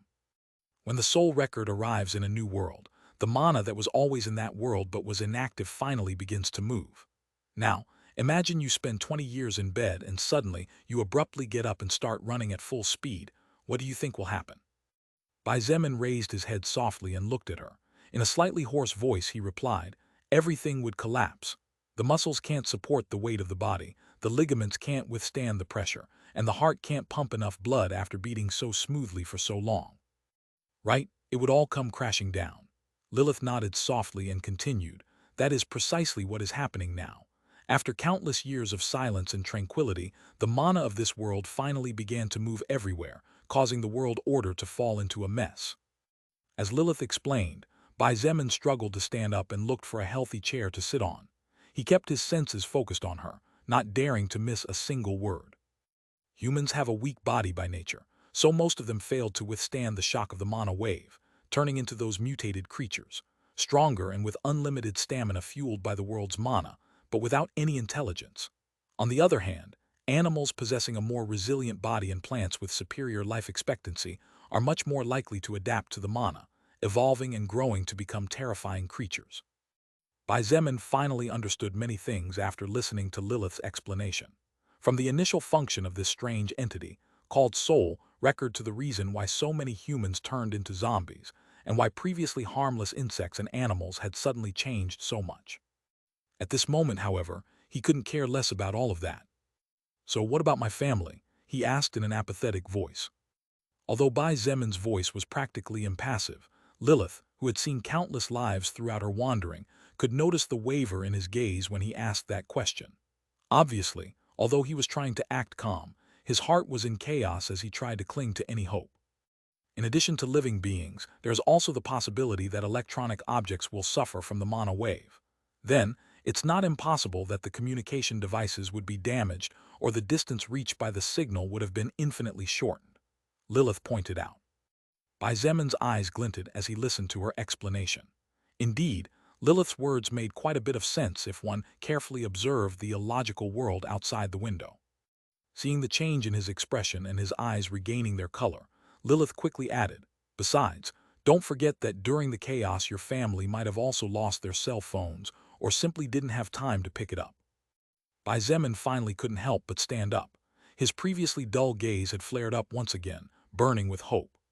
Previously, he had been too overwhelmed with emotions, unable to think of even something as small as what Lilith had just mentioned.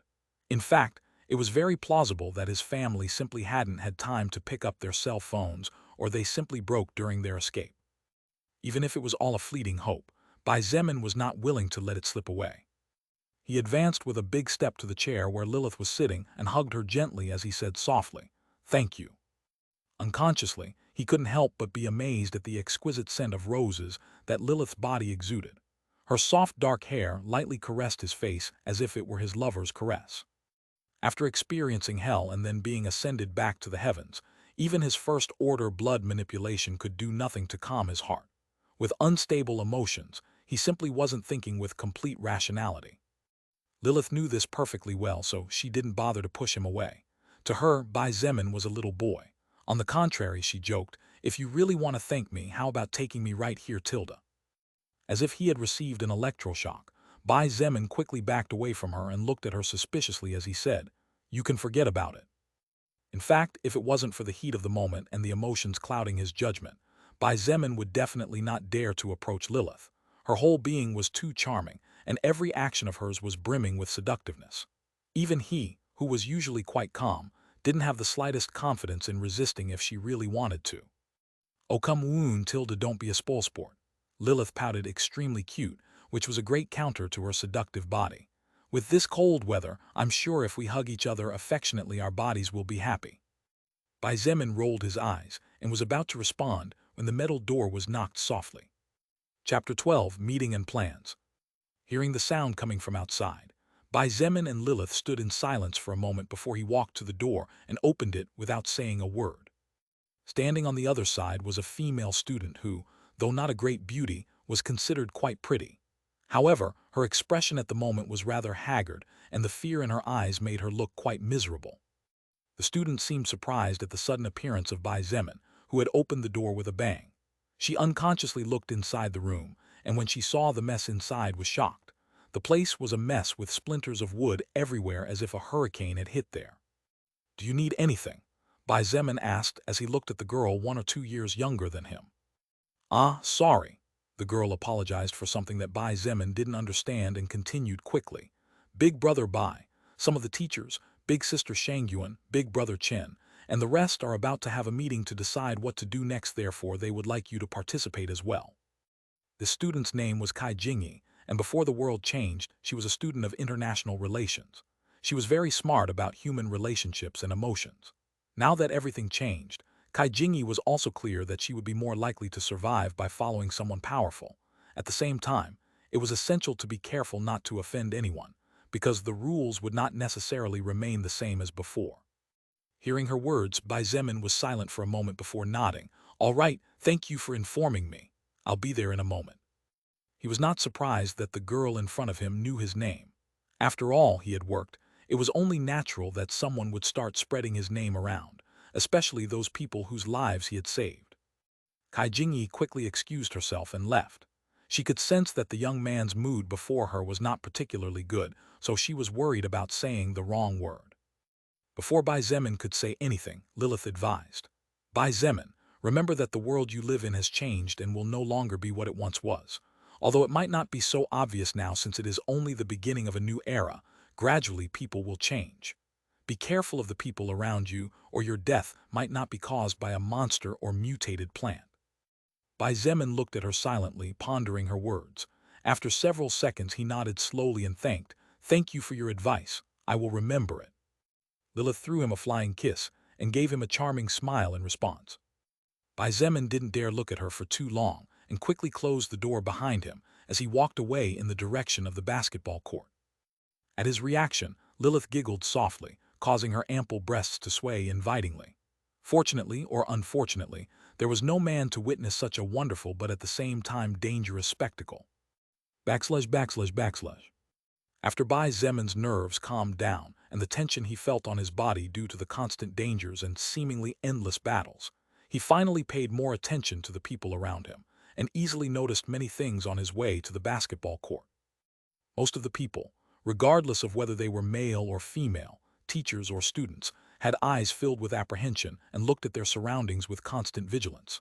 Some of them even had signs of insanity, clutching their hair tightly and muttering incoherent things before they started laughing out loud as if something funny had happened. Seeing all this, Bai Zemin couldn't help but agree with the advice Lilith had given him before. Unconsciously, he lifted his guard a notch higher, not wanting one of these people to stab him in the back. Bai Zemin had no intention of dying, let alone dying by the hands of another human. As he approached a corner far away from the rest, Bai Zemin saw Shangyuan Bingzu, Chen He, Peng Liang, as well as 4 teachers, 3 men and 1 woman. The woman was Jia Jiao, whom Bai Zemin had rescued earlier. Seeing him approaching, the group of 7 people stopped their conversation and looked at him with different emotions: gratitude, curiosity, indifference, kindness, mistrust, and many other emotions coming from different people. When he finally joined the group, Liang Peng smiled carelessly and greeted him casually. Yo, little brother Bai Zemin. Hey, Bai Zemin greeted him back with a brief nod. Although Liang Peng possessed terrifying strength, his thoughts seemed to be too simple. Now that teachers with the ability to think without being affected by the fear as well as people capable of fighting are here, let's start this meeting. Shangyuan Bingzu did not dawdle and immediately went to the point. She also did not give another glance to Bai Zemin, nor did she say anything about him keeping a room for himself. Currently, there were many people sleeping in the same place, and although they were not crowded together, it was definitely not as comfortable as having a private place to themselves. Even Shangyuan Bingzu and the rest had no such benefit. Many people were naturally dissatisfied with him taking such a large place for himself. It was just that no one dared to express it after witnessing his strength or hearing about it. As for Shangyuan Bingzu, she simply didn't care. Wait a moment, Bai Zemin stopped her before she continued. Shangyuan Bingzu frowned slightly but said nothing and simply looked at him silently, waiting for his next words. If you want to gather people with the courage to fight and some ability, Vice President Lian Zun should be here too, Bai Zemin pointed out. Oh, Shangyuan Bingzu's beautiful blue eyes had a strange glint in them when she heard his words. She looked in the direction of where Lian Zun stood, and seeing him smile charmingly at her filled her heart with disgust. I don't think that's necessary, Shangyuan Bingzu said coldly. Her tone contained a hint of mockery and disdain as she said, he even hid from me that he could fight those creatures, which means he is a coward. Such a person, instead of helping, will only become a burden in times of need. Bai Zemin simply shrugged his shoulders and did not comment any further. Then let's continue. Shangyuan Bingzu frowned and explained her concerns. Currently, the storm is quite fierce. As each of us headed in this direction, saving other people in the process, it was inevitable that we and the others would get wet. Indeed, currently everyone was shivering with cold, and many people were sneezing with signs of possible colds.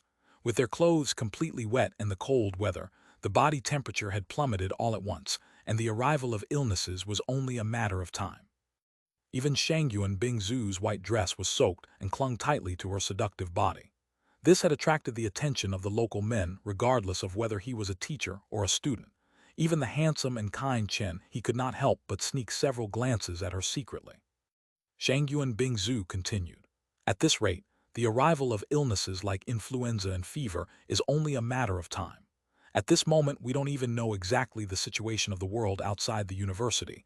I tried to communicate with my family, but apparently there is some kind of problem with the signal. Chen he nodded.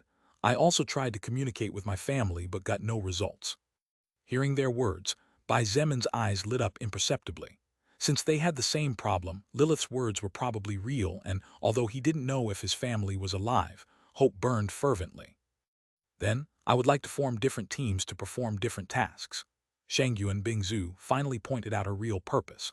One team will be in charge of searching for clothes from the male dormitory and the female dormitory, saving the people who are still alive in the process. Another team will be in charge of going to the university pharmacy in search of cold medicine, fever medicine, and whatever else is possible. Chen he added, in the cafeteria, Bai Zemin found enough food to feed more than 100 people for a week. Even if we add more people, the rations should be able to last about 3 days. That's more than enough time for the army and police to make their move. Hearing his words, almost everyone let out a small sigh of relief. Even if the zombies were many, or even if those strange mutated creatures were powerful, in the face of the power of modern firearms they were nothing to fear. Only Bai Zemin and Shangyuan Bingzu had indifferent expressions and kept their own thoughts to themselves. Seeing that no one had anything against her words, Shangyuan Bingzu nodded and continued. Now we should form teams and divide tasks. The teams should be formed in the best possible way to avoid unnecessary losses. Wait a moment, I'd like to move alone. Chapter 13 New Skill, Stoneheart. So far, Shangyuan Bingzu's speech and explanations were extremely logical. It was precisely for this reason that no one had interrupted her until now, and even the teachers only watched from the sidelines without saying anything about it. She was truly worthy of being the student association president of one of the most prestigious universities in the whole country. What no one expected, however, was that a voice would abruptly interrupt. Wait a moment, I'd like to move alone. Everyone's eyes automatically turned to the person who had just spoken with different expressions. Chen he had an expression that looked unsure whether to cry or laugh. Liang Peng looked too stupefied to react, and the teachers had different kinds of thoughts that their expressions gave away. On the other hand, Shangyuan Bingzu gave Bai Zemin a slightly weary look and said coldly, "You want to go alone? Are you crazy?" Bai Zemin remained unperturbed and did not care about the expression of the beautiful woman in front of him.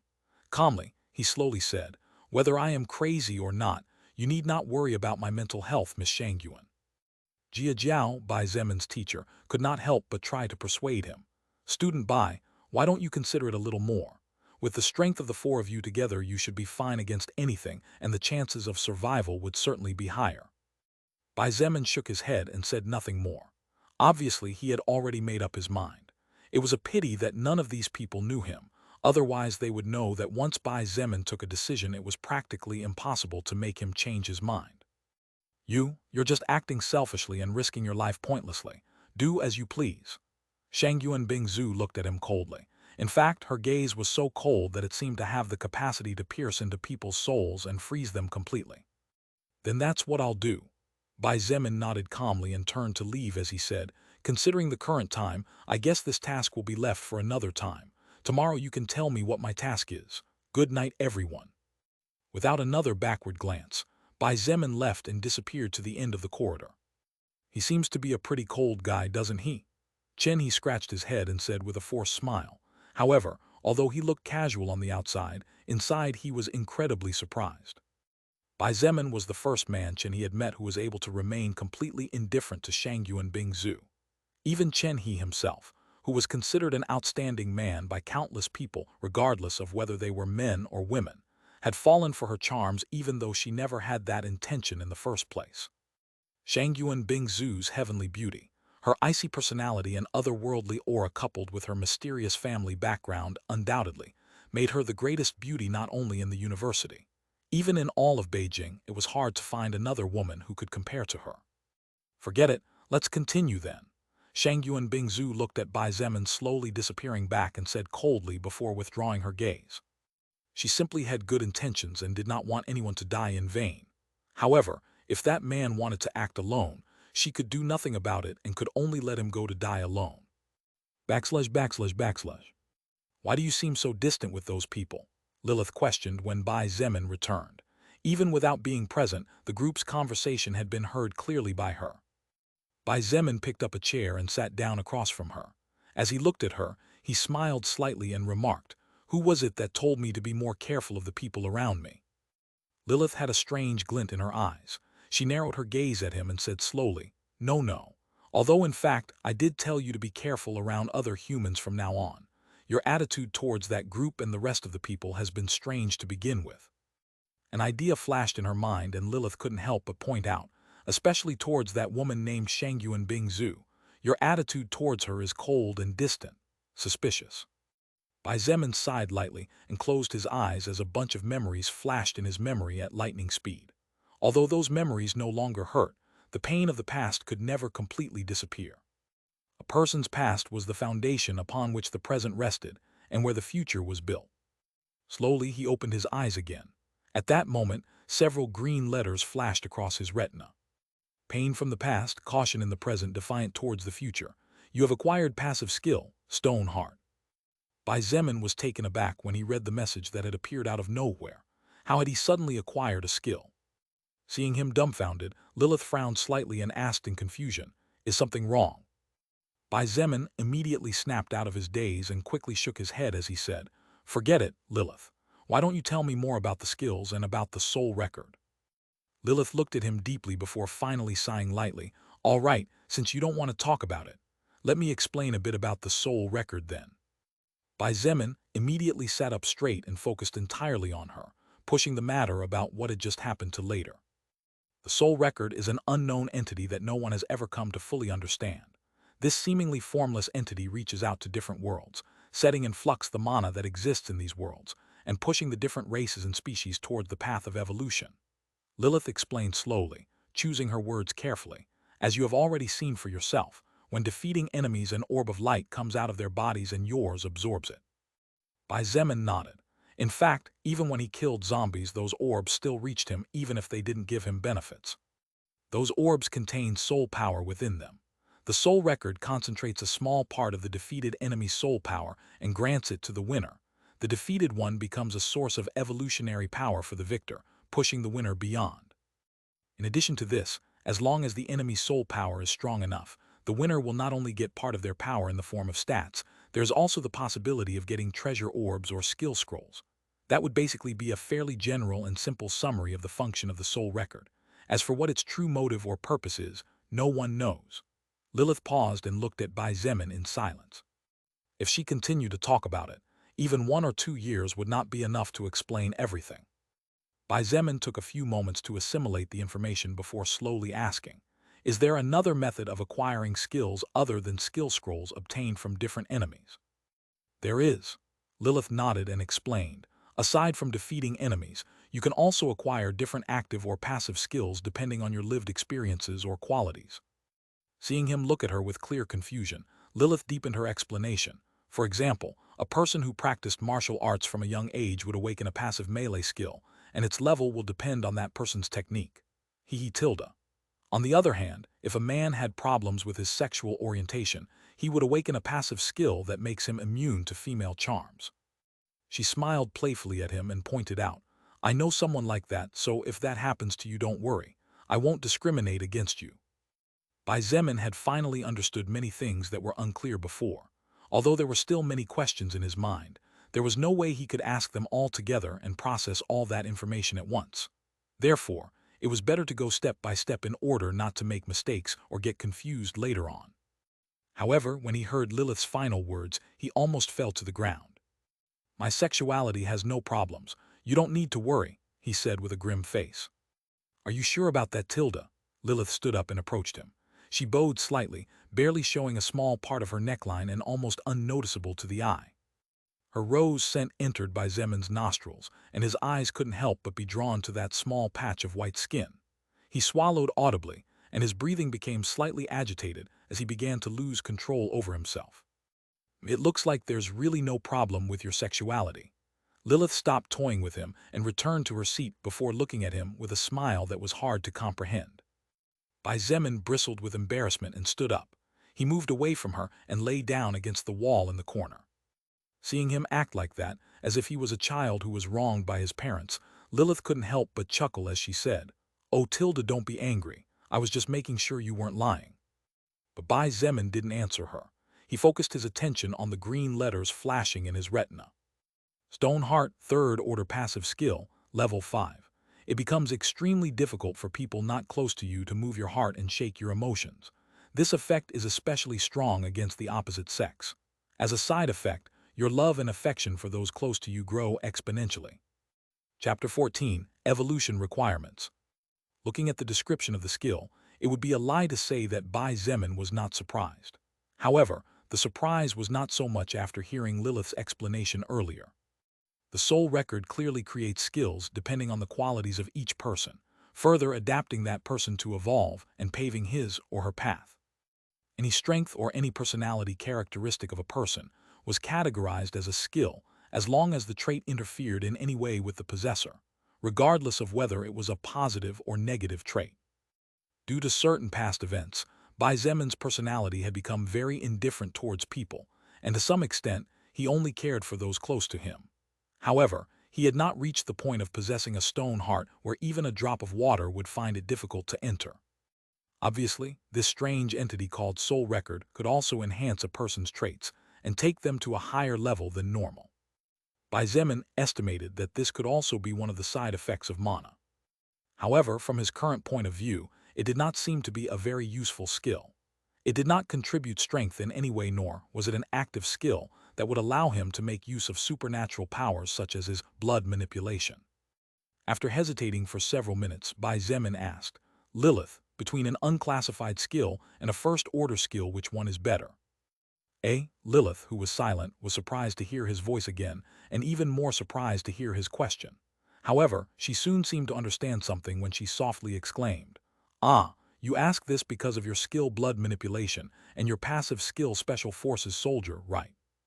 Bai Zemin opened his mouth, wanting to say something. However, the next instant he regretted it and simply said, "That's right." Although Lilith had helped him a lot so far, Bai Zemin could not trust her completely.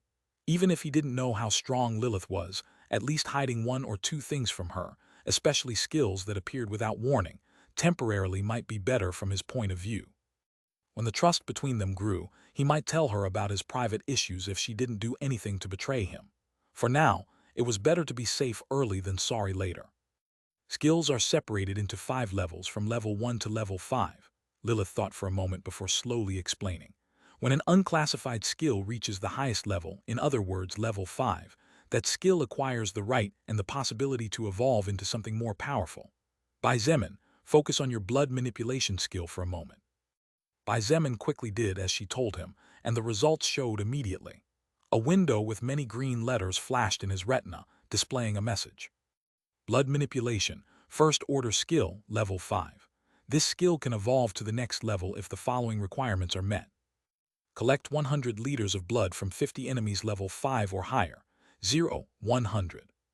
Collect 10 liters of blood from 5 first-order enemies, 0, 10. Collect 1 liter of blood from 1 second-order enemy, 0, 1. This is what it says here. Bai Zemin was surprised before he began to describe in detail everything the status window described. Although I was already expecting it, really how horrible. Lilith whispered with a bitter smile after hearing the requirements needed to evolve the skill blood manipulation. Hearing her words filled with bitterness, Bai Zemin's heart couldn't help but sink when he asked, "Is something wrong?" Bai Zemin, your blood manipulation skill is much more powerful than you imagine. Lilith took a deep breath before speaking in a serious voice.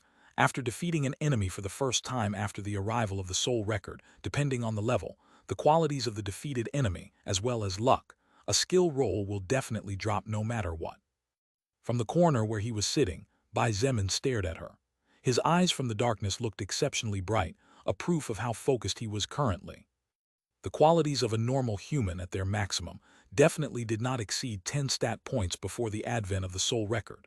However, due to your high magical power, your body and physical conditions were slightly higher than normal.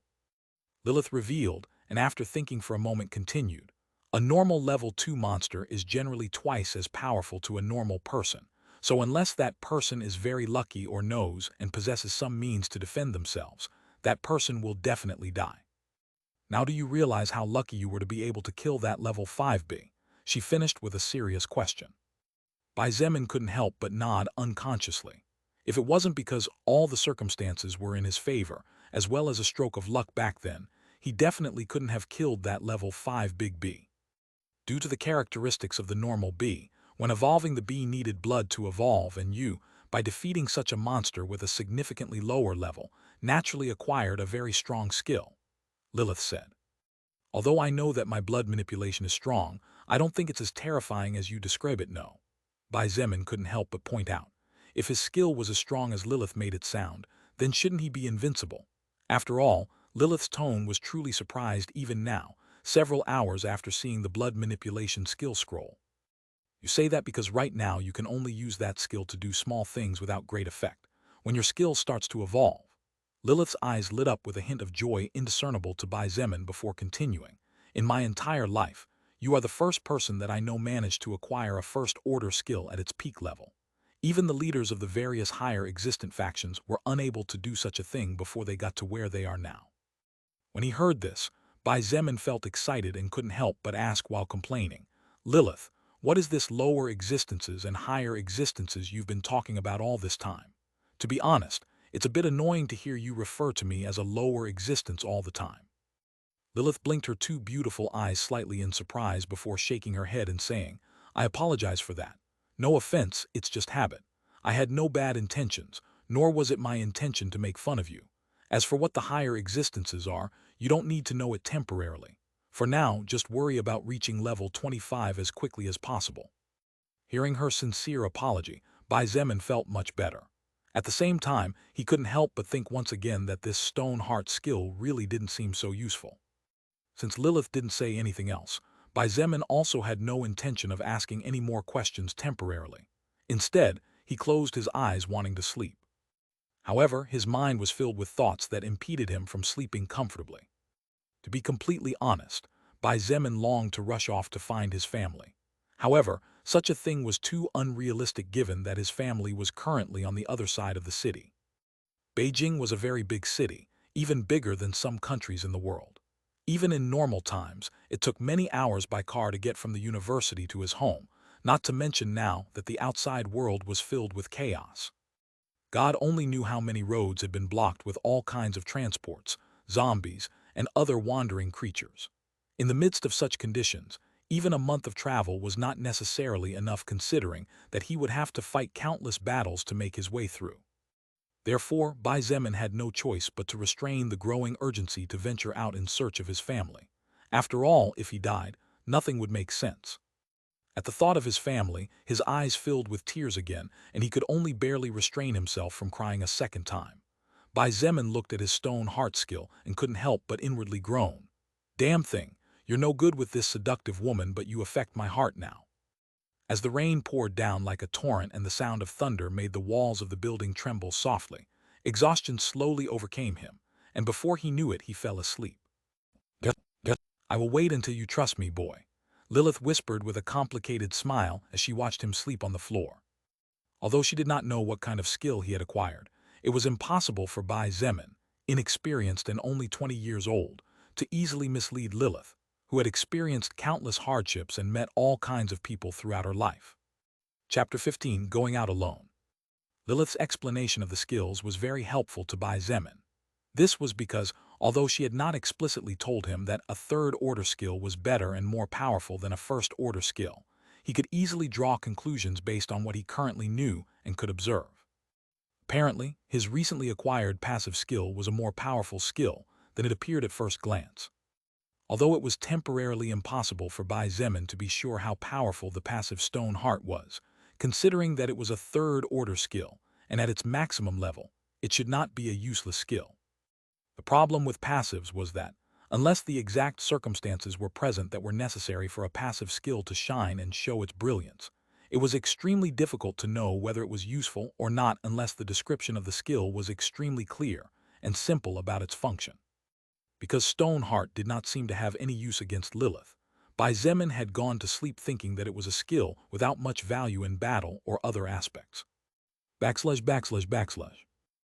several hours of comforting sleep, Bai Zemin opened his eyes once again and slowly stood up. Although his stamina was almost full before he went asleep, the mental fatigue he had accumulated throughout the day was nothing to scoff at. After all, he had experienced a constant up and down of emotions while fighting practically without rest. Sleeping on the floor really isn't the best option, he complained with a bitter smile as he felt his bones creaking one after another. Good morning, Tilda. A lovely voice sounded next to him, startling him momentarily. Looking to his right, Bai Zemin saw the beautiful seductress Lilith sitting on a chair 2 or 3 meters away, looking at him with a smile apparently natural. Good morning to you too. He replied a little dazed and couldn't help but think that sleeping on the floor wasn't so bad if such a beautiful woman greeted him as soon as he opened his eyes. He was about to ask if the higher existences, as she referred to herself, needed to sleep or not when a soft knock on the metal door interrupted his words. Followed by the knock, a gentle and caring voice continued, Big Brother Bai, Big Sister Shangyuan and the rest would like to distribute breakfast. Bai Zemin recognized the source of the voice easily. It was the same girl who had talked to him yesterday. Apparently, she feared that he was sleeping, and that her call had disturbed him, since her voice was so low that, if it were not for the fact that Bai Zemin had been constantly evolving, he could not have heard at all. Without saying anything, Bai Zemin opened the door and said slowly, I understand. You can go and tell Miss Shangyuan that she can bring the students now. Kai Jinni nodded hurriedly and went to retransmit his words. //. The cafeteria was big enough for 100 people to eat inside if they squeezed in a little. Because there were not enough tables and chairs, as a result of the destruction caused by the zombies and Bai Zemin yesterday, many students had no choice but to sit on the floor while eating their breakfast with fervor. Most of them had not eaten anything since yesterday afternoon, and really felt as if they were going to starve to death at any moment. The atmosphere inside the room was extremely gloomy, and if it weren't for the electric light still being on, many people probably couldn't help but cower in fear. Add this to the rain lashing the woods that covered the windows and the terrifying creatures roaming outside. No one dared to speak too loudly for fear of attracting unwanted attention. Since Bai Zemin didn't like being around people too much, when everyone went to the cafeteria, he moved to the basketball court and sat quietly while eating a piece of cake. The current situation was bad, to say the least. Not only were they cut off from the outside, but they were also right in the middle of the university campus. Beijing University had approximately 1 to 2 million students in the past, and although they did not all attend classes at the same time as there were 2 rotations, such a large number of students was proof enough to show just how big the campus was. If a person wanted to travel from the center of the campus to the exit, a 30 to 40-minute walk was not unusual. It was for this reason that 90% of the students traveled via bicycle or other transport. However, riding a bicycle in this new world was no different from courting death. Even a normal vehicle was not a good choice. As he ate his meal with a frown, thinking of countless matters, a series of footsteps in his direction momentarily distracted him. Looking towards the source of the sound, Bai Zemin saw the handsome and skillful Chen He, the beautiful and powerful Shangyuan Bing Zhu, as well as the strong and seemingly simple-minded Liang Peng, walking towards him with varying expressions. "Good morning," Chen He was the first to greet him. Bai Zemin had to admit that with how handsome Chen He was, as well as his dexterity, good demeanor, and kindness, being a magnet for women was only natural. "Good morning to you all as well," Bai Zemin returned the greeting. After taking a last bite of the cake and finishing it in one mouthful, he asked, "Is something wrong?" From Shangyuan Bing Zhu's slightly frowning expression, Bai Zemin felt that something must have happened for this cold and indifferent woman to show a worried face. Shangyuan Bing Zhu looked at him for a moment before nodding and explaining, "Actually, there is a problem. Currently, 15 students have a fever and there are another 20 who are in the process of catching a cold. If we don't get medicine soon, things could get more troublesome." Bai Zemin frowned as well when he heard her speak. After spending a whole night with their clothes and body completely wet from the freezing rain water, getting sick was just natural. It was just that he didn't expect that only one night later, more than 30 people would present problems.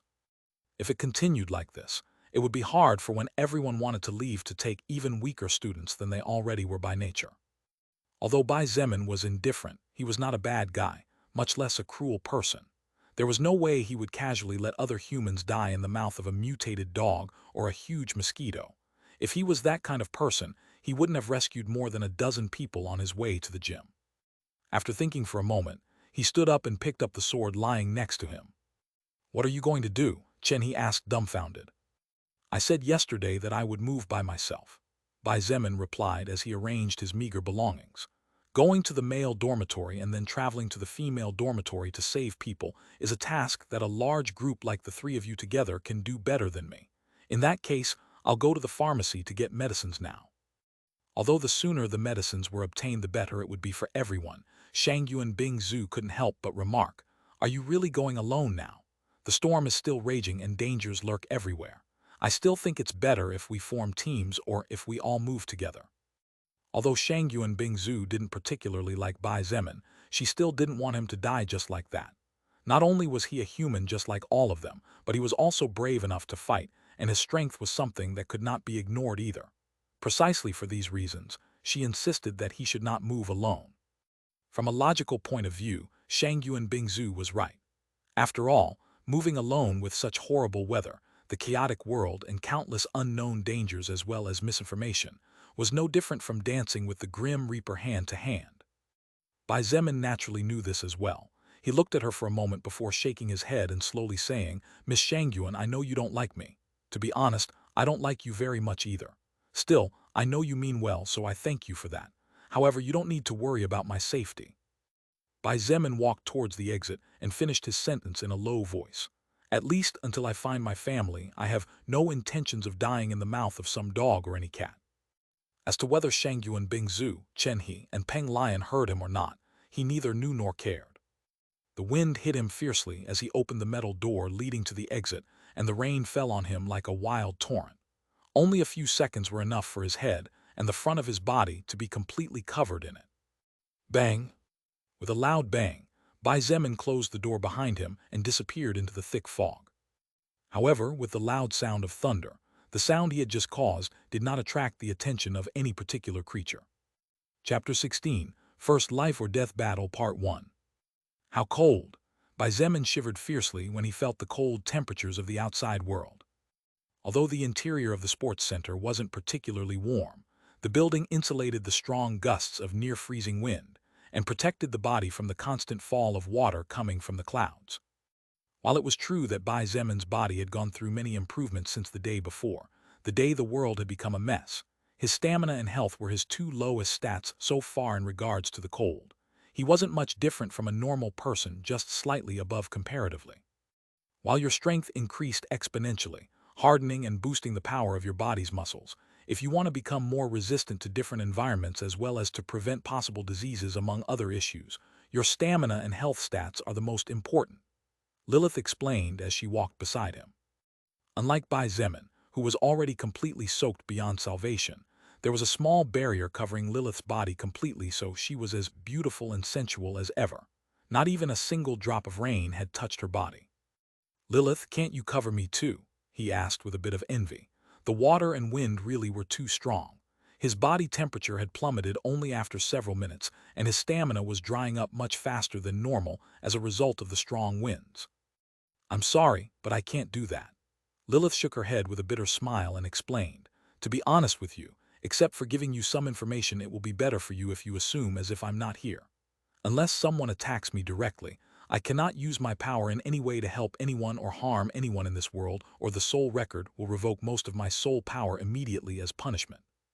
The corner of Bai Zemin's mouth twitched several times when he heard it. Although from the beginning he had not expected to receive Lilith's help, hearing her directly say that she could do nothing but act as a source of information still surprised him. "You're basically useless, aren't you?" After so long of being teased and tempted by her, Bai Zemin couldn't help but counterattack, taking advantage of the moment. However, who was Lilith? An existence with countless experiences. She nodded and made a sorrowful face as she said in a regretful voice, "That's right. I'm just a pitiful, useless woman who has nothing else to do but provide information that would sooner or later be discovered by you. Got it. How about I use my body to redeem myself?" Bai Zemin's face turned pitch black when he heard Lilith's words. With no intention of replying to her, knowing that it would only end in his loss, he advanced and casually decapitated two zombies wandering under the storm. The two zombies were decapitated with such ease and in two extremely fluid movements. It was as if Bai Zemin was venting his powerlessness on them. Seeing the dark expression on his face and seeing how he was clenching his teeth while killing the zombies, Lilith couldn't help but point out, "Oh, could it be that you have opened your eyes to violence?" With agile movements and as if he had done this for countless years throughout his life, Bai Zemin claimed the lives of 5 other zombies that had come out of a nearby building as he replied, "That's right, violence is fun. One day I'll kick your ass too." "Kaya?" Lilith let out a delighted yell, and her face flushed as if she was a woman who knew nothing about life. She looked at Bai Zemin through her long eyelashes and whispered, "Instead of kicking me, I would rather you spank me with your big hands, Tilda." Bai Zemin, he, who was killing zombies like that as if it was nothing, lost his balance and almost fell to the ground when he heard the words of the seductive woman beside him. In his mind, an extremely depraved scene flashed, and he had to shake his head fiercely to bring himself back to reality. Wisely, he decided to stop teasing her and continued moving forward. Seeing him silently admit defeat, Lilith giggled out loud, causing her big assets to show off their beauty and charm to the world. ////. The university pharmacy was located in a westerly direction from where the gymnasium was located. Normally, a 10-minute walk was enough to get there. After all, the pharmacy that contained most of the medicines and healing measures was most needed by people who played sports and were susceptible to injuries during training. But if a normal person wanted to reach the pharmacy under such environmental conditions and with so many dangers, he or she would definitely die miserably without even knowing what had happened to him or her. Even Bai Zemin did not dare to act rampantly. The fog was so dense that it was difficult for him to see more than 5 meters in front of his eyes, and this was already amazing on its own. A normal person without as many upgrades as Bai Zemin probably couldn't even see their own nose at this moment. While advancing with careful but constant and solid steps, Bai Zemin suddenly felt a strange movement from his left side. Not caring about anything but his own safety, he directly kicked with all his might in that direction. His left leg had turned into a whip-like weapon. His 69 agility points cut the surrounding mist in two, and his 55 strength points completely blasted out as he felt his leg hit something hard. Roar! The enemy roared in pain and was sent flying several meters away. Although it was only for a split second that the surrounding mist was forced back by his strong and swift movement, Bai Zemin managed to see the silhouette of his enemy before sending it flying, causing it to disappear into the mist again. The enemy turned out to be a cat the size of a leopard. That cry of pain sounded more like a tiger's roar than a cat's meow. Bai Zemin was stupefied. His movement stopped completely, and he concentrated on the movement of the surrounding mist as his eyes were not too useful under such conditions. If it was before he learned the passive skill Special Forces soldier, Bai Zemin would have already been killed by the earlier attack of the leopard-sized cat. After all, his combat experience was deficient, and losing most of his vision would make it incredibly difficult for him to sense and dodge such a surprise attack. However, now not only could he sense the attack, but instead of dodging, he managed to make a last-second counterattack. The strange huge cat was even faster and more agile than the mantis that Bai Zemin had killed yesterday. Adding to the surrounding mist, he had no way to use his blood manipulation skill since he didn't even know where the enemy was. Unlike animals, humans did not have a particularly strong sense of smell in comparison, and now that animals had become powerful beasts after evolving, their senses had been amplified countless times more than in the past. Swoosh! Almost 5 minutes after standing in the same place without moving, a practically imperceptible swooshing sound was covered by the sound of the storm, however. Bai Zemin's battle instinct had taken a quantum leap after learning the Special Forces soldier skill, so such a sound did not manage to escape him. In a split second, 2 blood-red eyes appeared in front of Bai Zemin, and a pair of coldly glowing claws pointed towards his head with the intention of slashing his neck. Swoosh! Boom! A sharp flash shone, followed by a mighty thunderclap that illuminated the surroundings and shook the ground slightly before everything returned to normal. You have acquired the soul power of Great Mutated Cat level 23. Agility plus 17, Stamina plus 12, Magic plus 10, Mana plus 10. You have leveled up and reached level 14. You get plus 2 status points to distribute freely. You have leveled up and reached level 15. You get plus 2 status points to distribute freely. Bai Zemin coldly looked at the body of the level 23 Great Mutated Cat that was cut into 2 parts with a swing of his Chunyuan sword, and marveled at the feeling of power. From a certain point of view, this leopard-sized Great Mutated Cat was even more fearsome than the Great Fast Mantis, as its agility was superior, and the environment played in its favor. However, Bai Zemin needed only 1 swing of his sword to end with its life. Chapter 17, First Life or Death Battle Part 2. While it was true that the Great Mutated Cat was faster, and the mist, the sound of thunder, as well as the constant rain, blocked Bai Zemin's senses, except for its speed and sharp claws, the terror of this mutated beast could not compare to the Great Fast Mantis level 25. The Great Fast Mantis possessed 2 forelegs that were like 2 huge scythes capable of holding Bai Zemin's Chunyuan sword, which was a rare grade treasure, for a certain period of time. In addition, the battle instincts of the Great Fast Mantis were much greater than those of the Great Mutated Cat. Furthermore, the Bai Zemin at that time was much weaker than the one who fought against the Great Mutated Cat. As if all of the above were not enough, the Great Mutated Cat had been seriously injured by Bai Zemin's earlier kick. After all, the cat was a creature that specialized in agility but whose defense was lacking, so when Bai Zemin's 50-plus strength points came into contact with the beast's weak body, several internal organs probably suffered the consequences, lowering the creature's threat by a considerable margin. After making sure there was no danger nearby, Bai Zemin crouched down and picked up a red orb that had fallen from the monster's body before quickly putting it away in his backpack. Bai Zemin did not delay and continued moving towards his destination. After another 5 minutes in which more than 20 zombies perished by decapitation at Bai Zemin's hands, he finally saw the small building where medicines and other medical-related items were kept. Bai Zemin kicked open the door and a shadow shot out towards him. The shadow's speed was slightly above a normal person before the world changed, and would probably be the doom of any other human being. Even an evolved person could fall as the attack was too sudden. However, Bai Zemin was currently 8 times faster than a normal person before the arrival of the apocalypse. His reaction speed had become simply dreadful, and his guard was always up, so in the face of the sudden attack, he did not panic.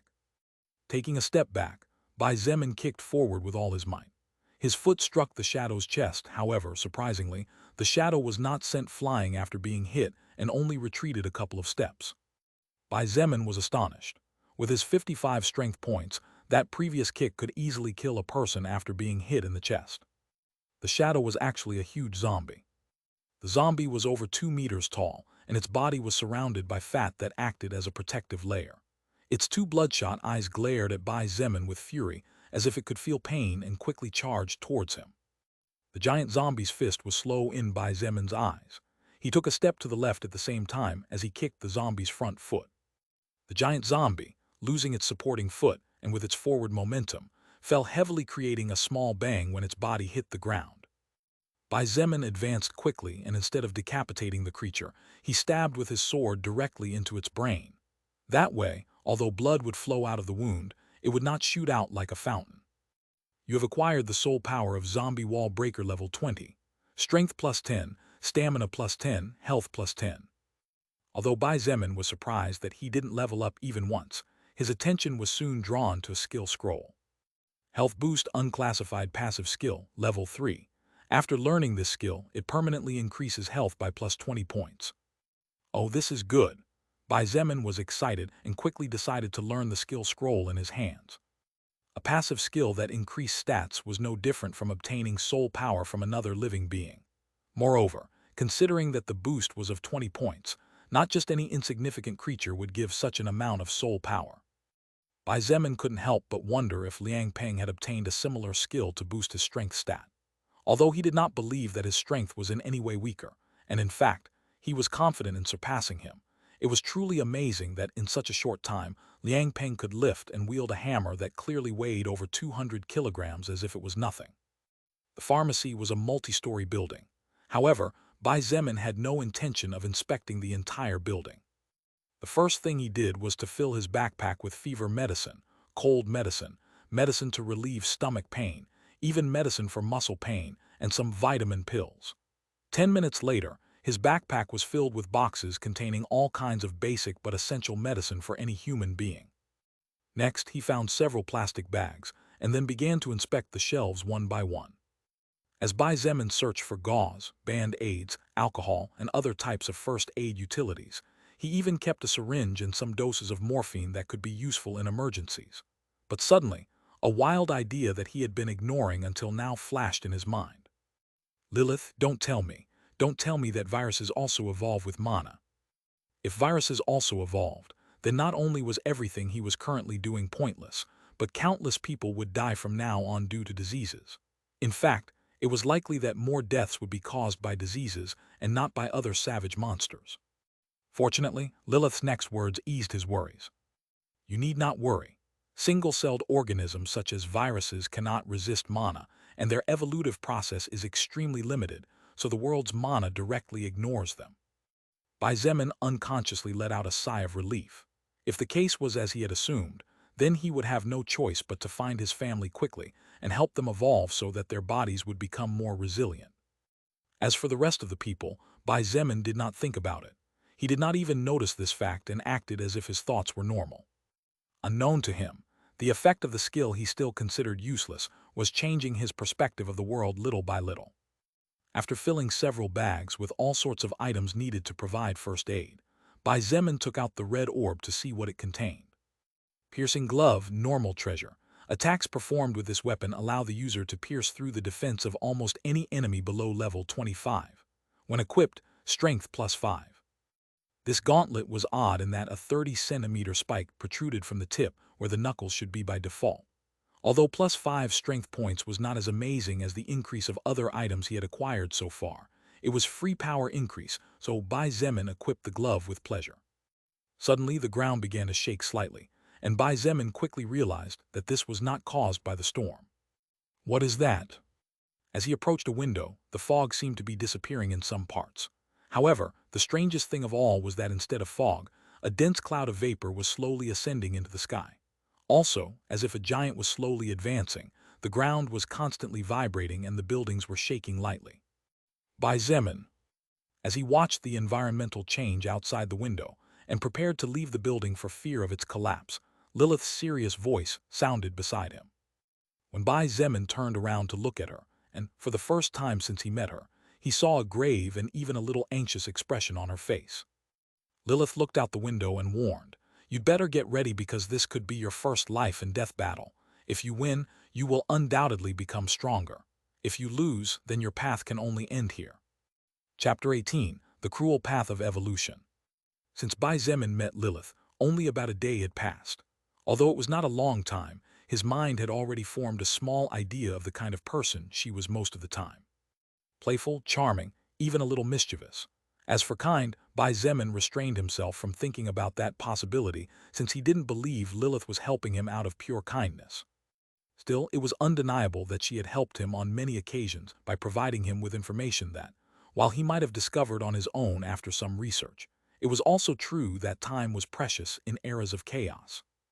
However, this was the first time Bai Zemin had seen such a serious expression on her face, and although he was not so sure, there even seemed to be a touch of anxiety in her voice. "I won't die, at least I have no intention of dying yet," Bai Zemin replied as he shook his head. Lilith was a little surprised to realize how calm he sounded when he said those words. She looked at him as he took off his backpack and left the plastic bags containing medicines hidden in a corner, and her eyes couldn't help but glint with a hint of praise and even a small glint of unfamiliar satisfaction. "You know, you really are a weirdo," Lilith pointed out as she walked beside him in the direction of the exit. "You think so? Well, I've been told that many times." Bai Zemin shrugged and held on tightly to his sword as his eyes flashed with a hint of resolve. "You really aren't afraid of dying. This time you really might die," she raised an eyebrow and reminded him. "I'm afraid to die, of course I'm scared." Bai Zemin nodded impatiently and continued, "But what I'm afraid of is not death itself. What I'm afraid of is not being able to see Ming-Chi and my parents again. What I'm scared of is not being able to help them when they need me. But I am not afraid of death. For me, death is no different than eternal sleep, and you know what? I love to sleep." Hearing that he even dared to joke in such a situation, Lilith didn't know whether to laugh or cry, and a look of helplessness shone in her beautiful eyes. "My God!" As the heavy rain poured down on his body and lightning lit up the sky quite frequently, Bai Zemin looked at the scene in front of him, and his heart squeezed slightly. The dense fog in the surroundings had disappeared, and a ring of at least 100 meters around was now visible. However, what surprised Bai Zemin was that in the middle of the building, there was a monster as big as an elephant. This monster had various parts of its body surrounded with yellow flames that danced at high temperatures, which erased the surrounding fog. Its body was about 3.5 meters long and was surrounded by a thick kind of armor that glowed as if it were metal. Its 6 legs were as thick as a door, and it had a powerful horn nearly 2 meters long protruding from its mouth. Since when did elephant beetles get so big and have flames around them?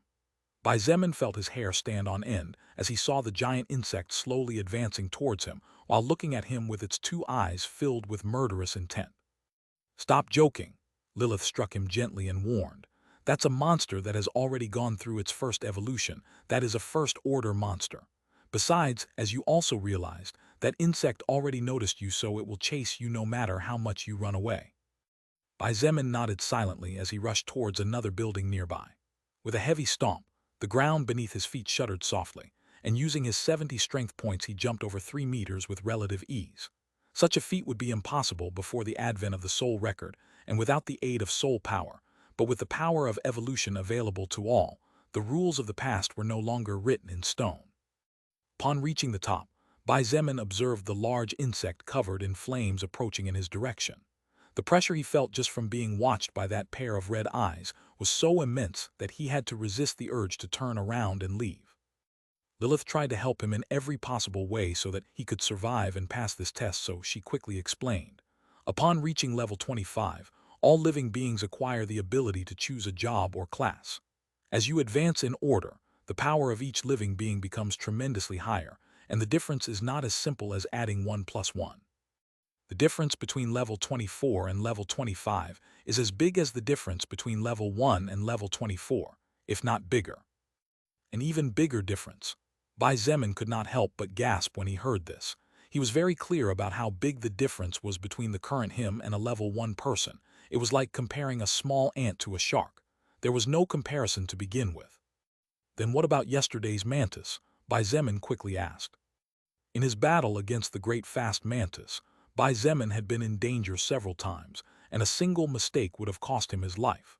However, he never at any time felt such immense pressure as he was feeling right now as he came face to face against the giant elephant beetle.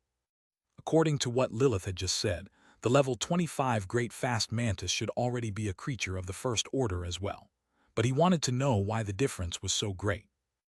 Obtain said class and then evolve to become a first-order existence. Every living being needs to overcome a test and fulfill a challenge. Until said challenge is not overcome, all soul power received will be stored, and leveling up will not be possible. That mantis you killed yesterday was still just an evolved creature, but it had not yet taken the first true step on the path of evolution. Lilith cleared his doubt quickly. However, that giant beetle is definitely a first-order creature. Those flames around it must be its special skill acquired after successfully obtaining its job. Bai Zemin finally understood everything. He nodded and thanked her before half-closing his eyes towards the incoming creature. The giant elephant beetle was currently less than 20 meters away, and strange roars came out of its mouth as it stared at him intently. The murderous intent exuding from its body was so great that even its own flame seemed to grow stronger. Obviously, this creature could sense the soul power inside Bai Zemin's body and was eager to devour him. Although Bai Zemin was barely level 15, because he had been fighting and defeating enemies of a higher level than him since the beginning, stealing some of their soul power in the process, his own soul power was extremely rich at this moment. If the giant elephant beetle could absorb it, it could definitely evolve even further. However, the giant elephant beetle was not the only one who thought like this. Bai Zemin licked his lips, and a flash of wildness flashed in his eyes for a split second before disappearing and hiding under that cold gaze. From the first moment he defeated that big bee, Bai Zemin felt drunk at the pleasant sensation of feeling his body and soul growing stronger. The feeling of his muscles hardening, his ligaments strengthening, his flesh becoming tougher and his brain capacity becoming higher. Bai Zemin could feel it all. Humans were creatures that sought power by instinct. The history written in books was proof of this. Bai Zemin wanted power too. To survive, to live a better life, to protect his loved ones, to not have to bow his head to anyone, and to take revenge on those who dared to hurt his loved ones. Lilith thought he was silent because he was nervous or thinking about his next action. Therefore, she stood there, trying to give all her moral support at least. I wonder. Hearing his voice, she turned her face towards him and was so surprised that she, a higher existence, couldn't help her eyes from widening slightly. A big smile graced his face which, although for someone like Lilith was not particularly attractive, at that moment was very striking.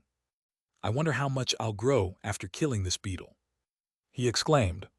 The surrounding mana moved at his will, and the magical power within his body burst forth completely without holding back as he focused on his enemy only 10 meters away. Chapter 19, A Hard-Fought Battle. Bai Zemin's body currently had a mana reserve of 134 points, and his magic points were equal.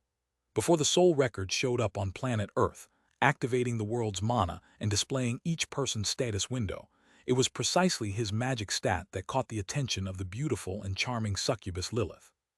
Until now, Bai Zemin had never used all of his magical power to the fullest since he never found himself in need of it. However, in the face of the approaching giant elephant beetle, he had no choice but to give his all if he wanted to survive. With a single thought, Bai Zemin spent his 134 mana points immediately and pushed all that mana with his 134 magic points towards the giant beetle.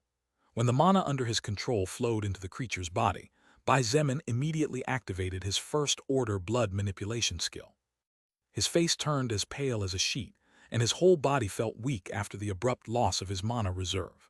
However, he endured and began to make the blood burn inside the monster while using all his magical power. The results were immediately evident. Roar! A sound similar to that of a wounded beast roaring came from the mouth of the 10-foot elephant beetle. When it was only 5 meters away from being able to attack with its giant horn, its movement stopped, and it raised its head to the sky while writhing uncomfortably, as if it was suffering the most terrifying pain of all torments. Bai Zemin's blood manipulation skill was indeed powerful, just as Lilith had mentioned earlier. It was just that until now, Bai Zemin had only faced mainly dead creatures that did not feel pain, nor did they know the meaning of the word scared. By controlling his mana to get inside the enemy's body, Bai Zemin could make use of all his magic to activate his blood manipulation. The problem with this was that the cost was too heavy, much heavier than Bai Zemin thought. The elephant beetle writhed in pain, and its giant body struck a nearby building. The seemingly sturdy and robust building's foundation couldn't even stand for 5 seconds before collapsing with a loud explosion and raising a cloud of dust. Before the apocalypse, humans had no mana inside their bodies. However, with the intervention of the soul record, Bai Zemin's mana points were especially high. Now that he had used all his mana to execute a powerful attack, he felt as if he had lost all the sugar in his blood and his body felt extremely weak. However, he had no choice but to grit his teeth and hold on. His pale face without a trace of blood looked at his enemy, and a bitter smile appeared at the corner of his mouth when he saw the 3-meter elephant beetle stand up again. Roar!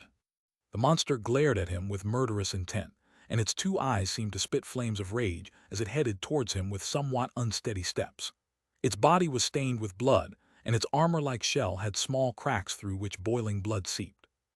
When the blood came in contact with the yellow flames on its body, the liquid began to evaporate at astonishing speeds, rising in a gaseous cloud into the sky.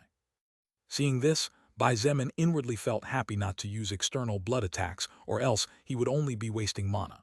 After all, flames could be considered the perfect counter to his blood manipulation skill. The wounded elephant beetle reached the building Bai Zemin was standing on and slammed its horn forward with all its might.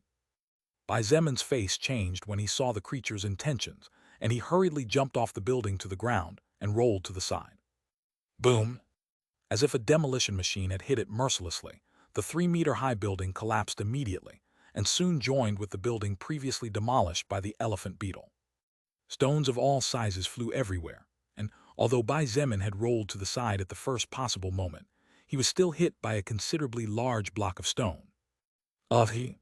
His body was sent flying 2 or 3 meters as he grimaced in pain, and a small trail slid silently from the corner of his mouth.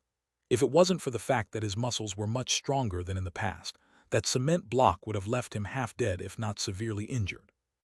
Without giving him time to rest, the elephant beetle turned and rushed in his direction, while the fury in its gaze seemed to want to consume him alive. Although its defenses and attack power were quite high, its internal body was weak like that of any other living being. Bai Zemin's previous attack had damaged its organs, its flesh, and much of its blood disappeared due to the high temperatures of its flames. As a monster that had already passed its first evolution, successfully becoming a first-order monster, the elephant beetle could be considered a small overlord in this area. Now that a weaker creature had injured it to such an extent, it was naturally furious.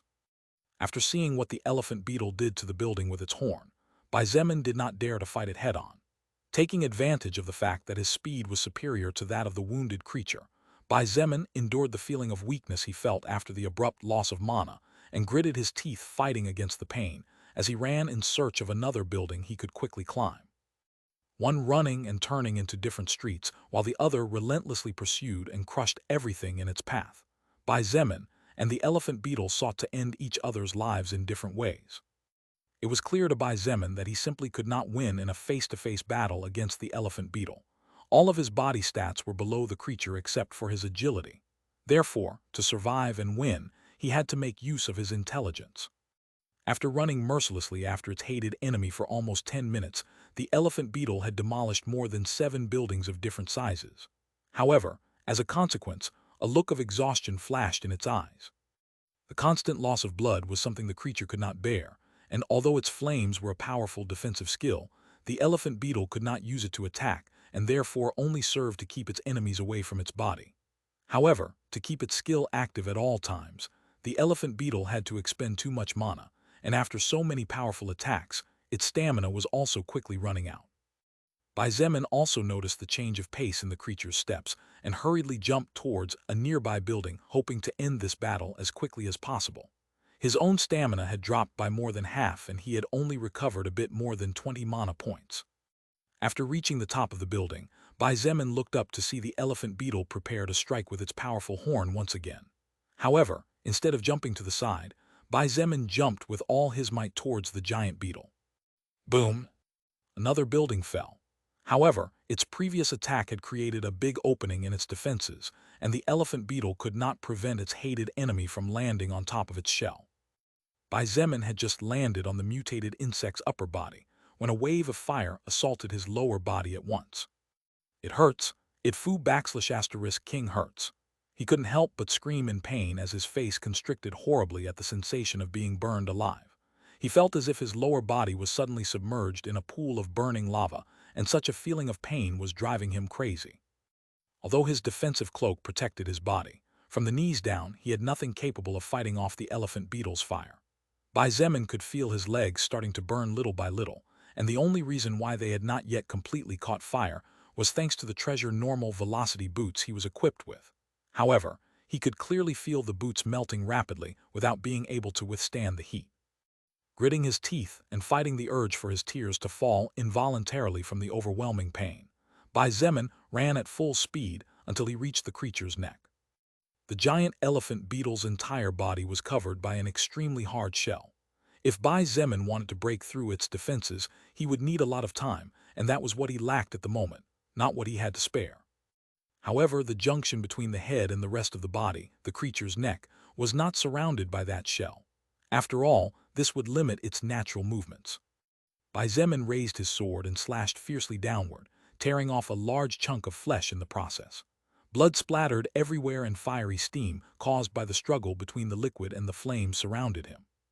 The elephant beetle sensed danger of death, and its body began to shake violently as roars of pain escaped from its mouth. Chapter 20, First Order Blazing Beetle. For safety reasons, Bai Zemin immediately held his breath as the blood evaporated after coming into contact with the heat of the flames.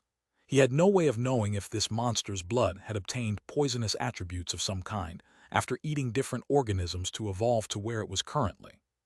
In any case, with his current stamina, he could endure several minutes without breathing for several minutes, without experiencing any kind of problem.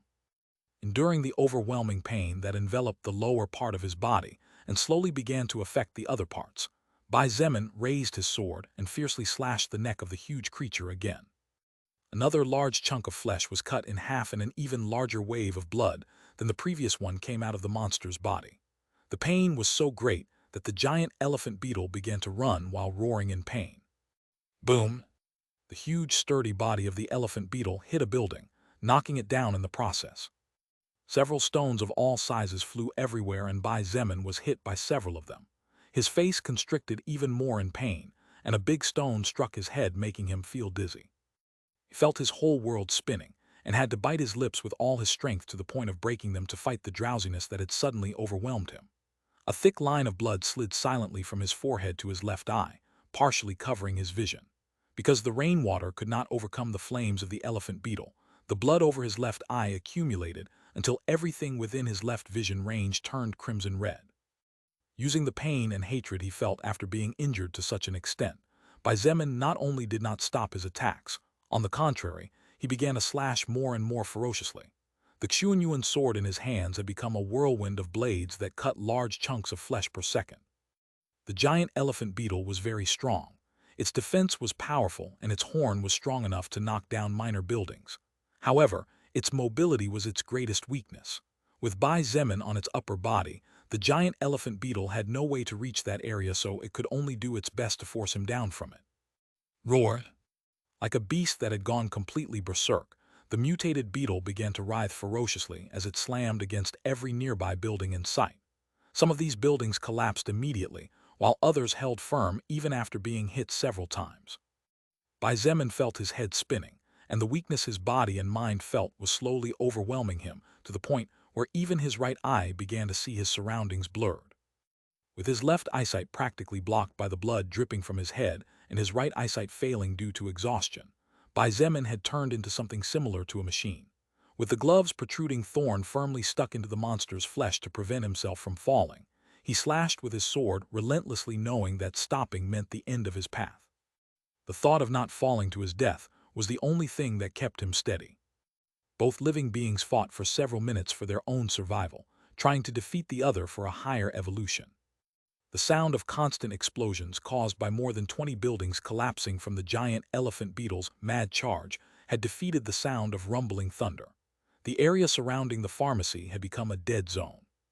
Crushed zombies with their deformed bodies and countless cement blocks were scattered everywhere. Some of them with their brains intact struggled with all their strength, tearing their legs away from the rest of their bodies as they crawled towards the source of the sound. The blood of over 200 zombies, in conjunction with the huge amount of blood lost by the giant monster, had accumulated to the point where even the fierce storm had no way of washing it away as easily as before. After what seemed like an eternity, the wild movements of the elephant beetle stopped and its charge stalled. After the constant loss of blood, after being attacked again and again in such a delicate and deadly area by Bai Zemin, the beast finally lost all its energy and collapsed to the ground. Boom! An explosion similar to that of a collapsing building shook the surrounding ground, and Bai Zemin's body was almost sent flying. However, although he was not sent flying, the price he had to pay was high. A heartbreaking cry of pain slipped out of his mouth as he felt the bones of his left hand cracking. To hold himself steady, Bai Zemin had no choice but to rely on his left hand as well as his piercing glove. However, suffering from such a sudden and abrupt impulse, his wrist that was not so flexible had bent backward. The flames on the giant elephant beetle's body had stopped as the beast could not withstand the energy consumption, and the new pain made Bai Zemin's mind clear for a moment. Making use of the sudden surge of clarity, Bai Zemin wielded his sword and slashed at an even faster speed than before. After cutting more than 50 times, several green letters flashed in his retina. Since the birth of all the chaos after the arrival of the soul record, Bai Zemin had never felt so happy to see those strange messages. His mouth opened and closed several times as if he wanted to say something, but in the end, he was so exhausted that he did not manage to utter any words. Before the whole world went out of control, Bai Zemin was just a normal student who lived his daily life striving for a better future. Although he was still striving to secure a better future, everything had changed. The bones of his left hand had broken. His left eye had closed due to all the accumulated blood running from his forehead. Some of his dark hair had turned crimson red. His feet hurt and burned horribly, and his single open eye could hardly take in any information from the outside world. When had he ever suffered so much? Bai Zemin had once heard in the past that when the pain reached a certain point, the brain turned off those receptors as an automatic defense mechanism, so that it was no longer possible to feel pain. Before he was not so sure about this, but now he had confirmed it. Although he was in terrible condition, his mind was so exhausted that he no longer felt any pain. The flames surrounding the elephant beetle's shell were extinguished after its death, and the rain began to fall on the area once again after losing the burning heat that suppressed it. Standing over the 3-plus-meter creature, Bai Zemin could not help but lifted his face to the sky as he felt the raindrops falling on him. Although the battle was already over, his grip on the Chunyuan sword had not loosened, as this sword was the only way he had to feel safe at the moment. Tired, his feet wobbled and he could not help but fall downward. In fact, he was so exhausted that he didn't even notice he was falling to the ground. All he felt was the wind in his surroundings, and that was it. However, fortunately for him, someone caught him just as he was about to hit the ground and make his already horrible condition even worse. An extremely soft body held him gently. The sweet scent of roses, so familiar, but at the same time so unfamiliar to him, enveloped his exhausted body, and as if it was the best medicine to relieve his situation, he couldn't help but breathe a bit more as if he was intoxicated. "Good job, Bai Zemin." A soft and innocent voice like that of a baby without impurities reached his ears. However, he could no longer distinguish what was what.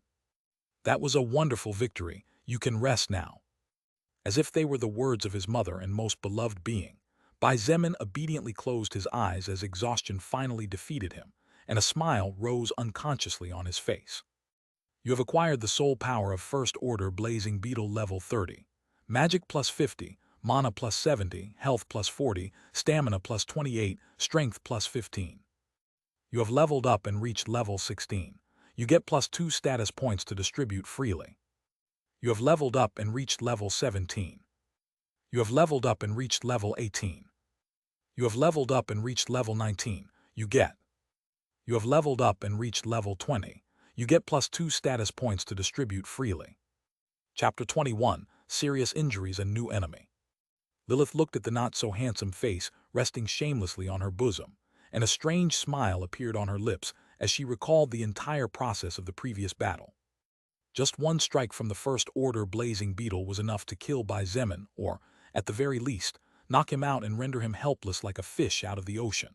However, Bai Zemin managed to evade the most dangerous attacks and was only hit by the aftermath of those attacks. Whenever his life was in danger, Lilith could only clench her fists and look on helplessly, wishing that his path would not end here. But Lilith knew very well that Bai Zemin's enemy this time was too strong, even if his stats were overwhelmingly higher than a normal level 15 evolved due to his constant absorption of soul power from stronger enemies. The difference between a normal evolved and a first-order monster was simply too difficult to overcome. Unlike humans who acquire stat points to distribute after each level, monsters don't get any of that. However, in return, they get a powerful boost in their overall stats after successful class advancement. She led him towards the pharmacy building which, coincidentally, was just a few meters away. The corpse of the first-order blazing beetle lay dead, surrounded by all sorts of debris, with almost the entirety of its huge head separated from the rest of its body. Lilith pointed towards the monster's body, and some things floated towards her. After a glance, she simply put them away. At least I can do so much. Bai Zemin couldn't rest for long. Although his mental fatigue was very great, he was feeling tearing pain and itching similar to that of thousands of red ants crawling all over his body. When he opened his eyes, he couldn't help but grimace at how horrible his current condition was. Thanks to the fact that the rainwater had washed away the blood on his face, he could now see out of his left eye. However, due to mental fatigue, his eyesight was not as focused as it used to be. The blood that was dripping from his wound after being hit by a large cement block on his head had also stopped completely, and he could feel that part of his head stinging horribly. He felt his heart bleed when he saw that the velocity boots had already melted to the point of no return. Even if it was just a normal treasure, plus 10 agility points was an improvement too great that he had suddenly lost. Moreover, looking at his practically destroyed wrist, Bai Zemin didn't know whether to feel happy or sad. Happy because he, fortunately, fractured a hand and not a leg, which would practically render him an invalid in this world. Being an invalid in a world where dangers lurked around every corner was no different from being dead. You finally woke up, sleepyhead. A soft, honey-sweet voice brought him out of his thoughts. Looking ahead, he saw the beautiful Lilith looking down at him with a smile that, for the first time to him, looked real and not faked. Good morning. No. How long did I sleep? Bai Zemin suddenly became anxious about something and quickly asked as he tried to stand up. Unfortunately, he failed miserably as he felt burning pain from his feet. Only now did he realize that he had suffered burns of varying degrees. Moreover, the stinging he felt in that area was especially annoying. It's only been about 30 minutes, don't worry. Lilith's words calmed him once again. Gritting his teeth and with his forehead now beaded with sweat, Bai Zemin growled, What's wrong? What's wrong with all this itching I feel? You suffered different kinds of injuries during your battle against that first-order monster. Lilith slowly explained. If you were the previous, you could have died. However, after absorbing an amount of soul power purer than yours, all of your stats underwent a drastic change. Your health stat also affects the speed at which your body recovers from different injuries. The reason for the itching you are feeling right now is because your high health is healing your body's wounds at higher rates than you are used to experiencing. Bai Zemin, curious, couldn't help but call up his status window to see how high his stats were now so he could draw his own conclusions. Bai Zemin. Status points 22. Level 20. Race human. Job none. Title none. Strength 55 plus 30, agility 71 plus 5, health 85 plus 5, stamina 75 plus 5, mana 199 plus 5, magic 179 plus 5. These stats are mine. Level 20. He couldn't help but be surprised to the point of asking a meaningless question. Previously, because he had become unconscious, Bai Zemin did not know how many stats he had gained after killing and absorbing part of the first-order blazing beetle's soul power. His current stats were a completely different world from his stats before he ended the first-order monster's life. Even his level had increased by so much. Your stats right now are really scary for someone of your level. Lilith giggled softly and looked at him with glittering eyes. I have high expectations and a lot of hope in you. I hope I wasn't wrong. Bai Zemin looked at her deeply before closing his eyes and saying casually, You don't need to worry. I will do my best to repay you for the help you have given me so far. He already knew from before that there was no way an existence like Lilith was helping him out of the goodness of her heart alone. All intelligent beings generally acted with a goal in mind, and she had lived for who knows how many years so far, so it was natural not to act casually and waste her time pointlessly. However, it was better for him as well. That way, Bai Zemin didn't need to feel indebted to her either. You know, men who are too smart are not very well liked. Lilith pouted charmingly, acting like a little girl. Soon, however, she smiled softly and assured him, "You don't need to worry, though. After all, my goals and your ultimate goal will align perfectly, you'll see Tilda." "If you say so," he replied, rolling his eyes. His only two current goals were to survive and find his family. As for the rest of the goals, they were only secondary goals. Suddenly, several zombies appeared at the entrance of the building, staggering around with their white eyes showing no sign of life. Thanks to the heavy storm, the blood on their bodies had mostly been washed away, and they currently did not look as terrifying compared to before. Bai Zemin tried to stand up, but the pain he felt in his feet had reached the point where he could not move. With no other choice, he expended some of his mana and activated his first-order blood manipulation skill. Bang! Bang! Bang! The eyeballs of more than 10 zombies exploded, and blood began to flow uncontrollably from the sockets. However, that blood turned into 20-centimeter-long thorns and fiercely stabbed the brains of the 10 zombies. Before Bai Zemin could let out a sigh of relief, another 5 zombies appeared at the entrance and began to slowly slide towards him. Just like before, he had no choice but to spend some of his mana to end the lives of the incoming zombies. Although the drain was fewer thanks to the blood of the zombies he had killed earlier, at this rate, all of his mana would be depleted, and with his current condition, he would end up dying miserably. Under normal conditions, even a group of 200 zombies was nothing in his eyes. However, he was currently unable to move, and if those weak level 3-4 zombies scratched him or bit his skin, no matter how high his level and stats were, he would definitely not be able to survive another day. Lilith also noticed the current problem and frowned. Previously, the reason why she was able to help Bai Zemin just as he was about to hit the ground was because the battle had already ended and did not count as her interfering. However, the current situation was completely different, and she could not interfere in any way or she would be punished. But there was something that was disturbing Lilith. She was sure there was no way these zombies could get here so fast. After all, most of them had lost their legs or had been incapacitated after being crushed by the debris of the collapsed buildings during the battle between Bai Zemin and the First Order insect. Suddenly she looked at a particular place and saw a person running under the storm in the opposite direction of the gymnasium. This person was clearly not part of the group of survivors of Bai Zemin and the rest, or else Lilith would remember it. However, she understood that this person was an enemy. Chapter 22, Shangyuan Bingzu. Soon, Bai Zemin had taken the lives of the second group of walking corpses almost effortlessly. The only problem was the consumption of mana. Currently, Bai Zemin faced the difficult problem that he did not have good control over his own mana. After all, he had never used or had control over such power. If he wanted to use his mana to perform an all-out attack without caring about the consequences, then there was no problem since he did not need to worry about mana consumption, just as he had done against the First Order Blazing Beetle. However, if his goal was to make many weak attacks and with less consumption, then the problem appeared.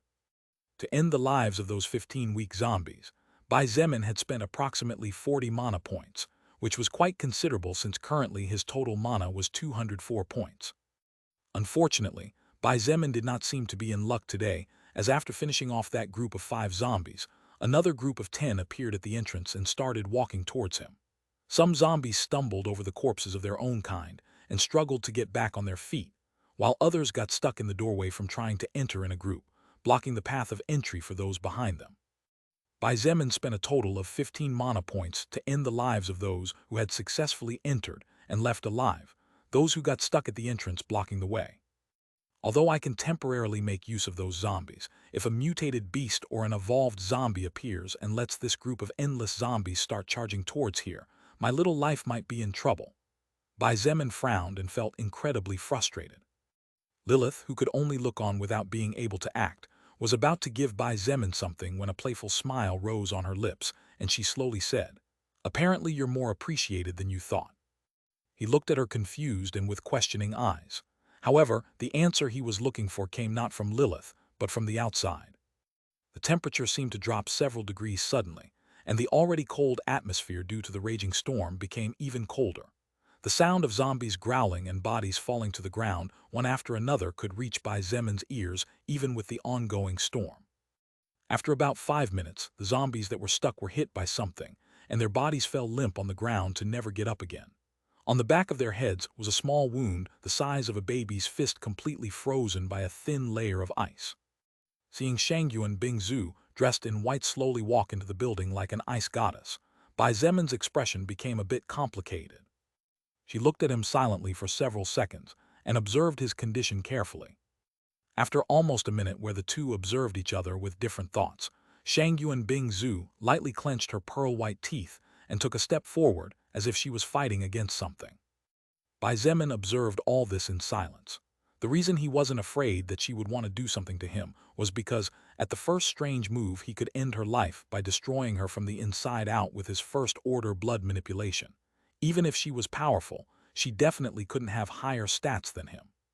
However, the facts proved that his precaution was not necessary. She crouched down beside him and without a word supported him to stand up. Bai Zemin quickly picked up the backpack and the few plastic bags with his healthy hand. He put the backpack on his right shoulder and held the bags with his right hand. With Shangyuan Bingzu's help, he slowly stood up. However, he had to grit his teeth to the point where his mouth began to bleed from the embracing pain and the uncomfortable itching under his feet. When Shangyuan Bingzu moved his left arm around her slender gooseneck to support him, her rain-soaked body shivered slightly and her eyes trembled softly. However, she did not say a word and slowly led him towards the exit. After reaching the outside again, Bai Zemin was shocked to see over 100 corpses scattered everywhere. All of these zombies had been killed with a clean shot, and their heads only had a small wound that had been frozen with a small layer of ice, preventing the blood from escaping from inside. Obviously, to save him, Shangyuan Bingzu had no choice but to end the lives of this huge group of zombies by herself. However, one thing Bai Zemin could not understand was why she was alone here and the other two were not. After all, Bai Zemin knew that she didn't like him. Another thing that was bothering him a bit was why she was here to begin with. After all, the agreement was that he would look for the medicines alone and not join her, Chen He, and Liang Peng's group. So, it didn't make much sense for her to show up at this place when she should be waiting in a relatively safe place where the freezing water wouldn't be able to reach her. However, the truth was that Shangyuan Bingzu's appearance had gotten Bai Zemin out of a big trouble that, in the long run, could have cost him his life. However, seeing that she had no intention of speaking, he also said nothing and focused on supporting the pain he felt with every step he took. When they passed by the corpse of the giant first-order blazing beetle, Shangyuan Bingzu hesitated as if she wanted to ask something, but in the end she seemed to be too focused on something else as her teeth were still clenched tightly. Without saying a word, she continued to move forward. The two walked, and the raging storm attacked them mercilessly. Neither of them said anything as they both seemed to be fighting for different reasons, and all the willpower they had seemed to be focused on the single goal of moving forward. The only good thing about all this was that, fortunately, the fog had receded quite a bit thanks to the wild charge of the first-order blazing beetle and its flames, so they could see much better than in the past. Suddenly, a group of 15 zombies rounded a corner and appeared before the group blocking the way. However, Shangyuan Bingzu casually waved her free hand, and 15 ice pikes appeared. As if they had a mind of their own, the 15 ice pikes flew swiftly, and the next second they had appeared before the 15 zombies. The mindless creatures were struck in the head with precision and collapsed lifelessly a moment later.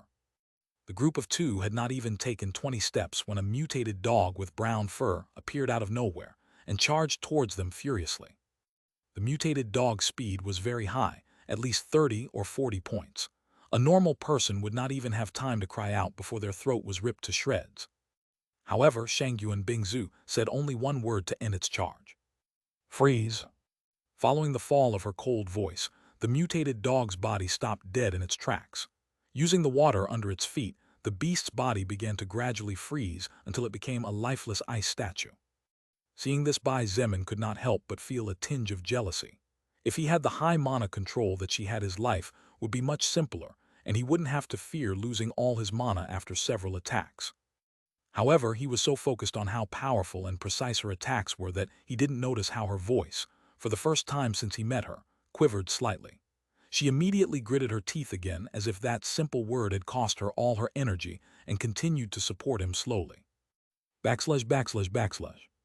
No matter whether it was Bai Zemin or Shangyuan Bingzu, both of them were soaked from the tips of their hair to the tips of their toes.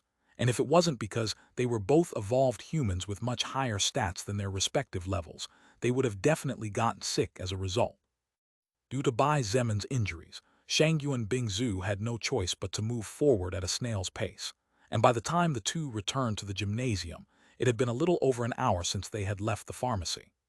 Chapter 23: Different Gazes, Different Attitudes. The atmosphere inside the building was extremely gloomy. The sound of stifled sobs along with whispers containing words of fear and worry could be heard almost everywhere. Some men were comforting beautiful women and vowing to protect them with their lives, thus gaining the favor of those helpless women who had no one else to trust.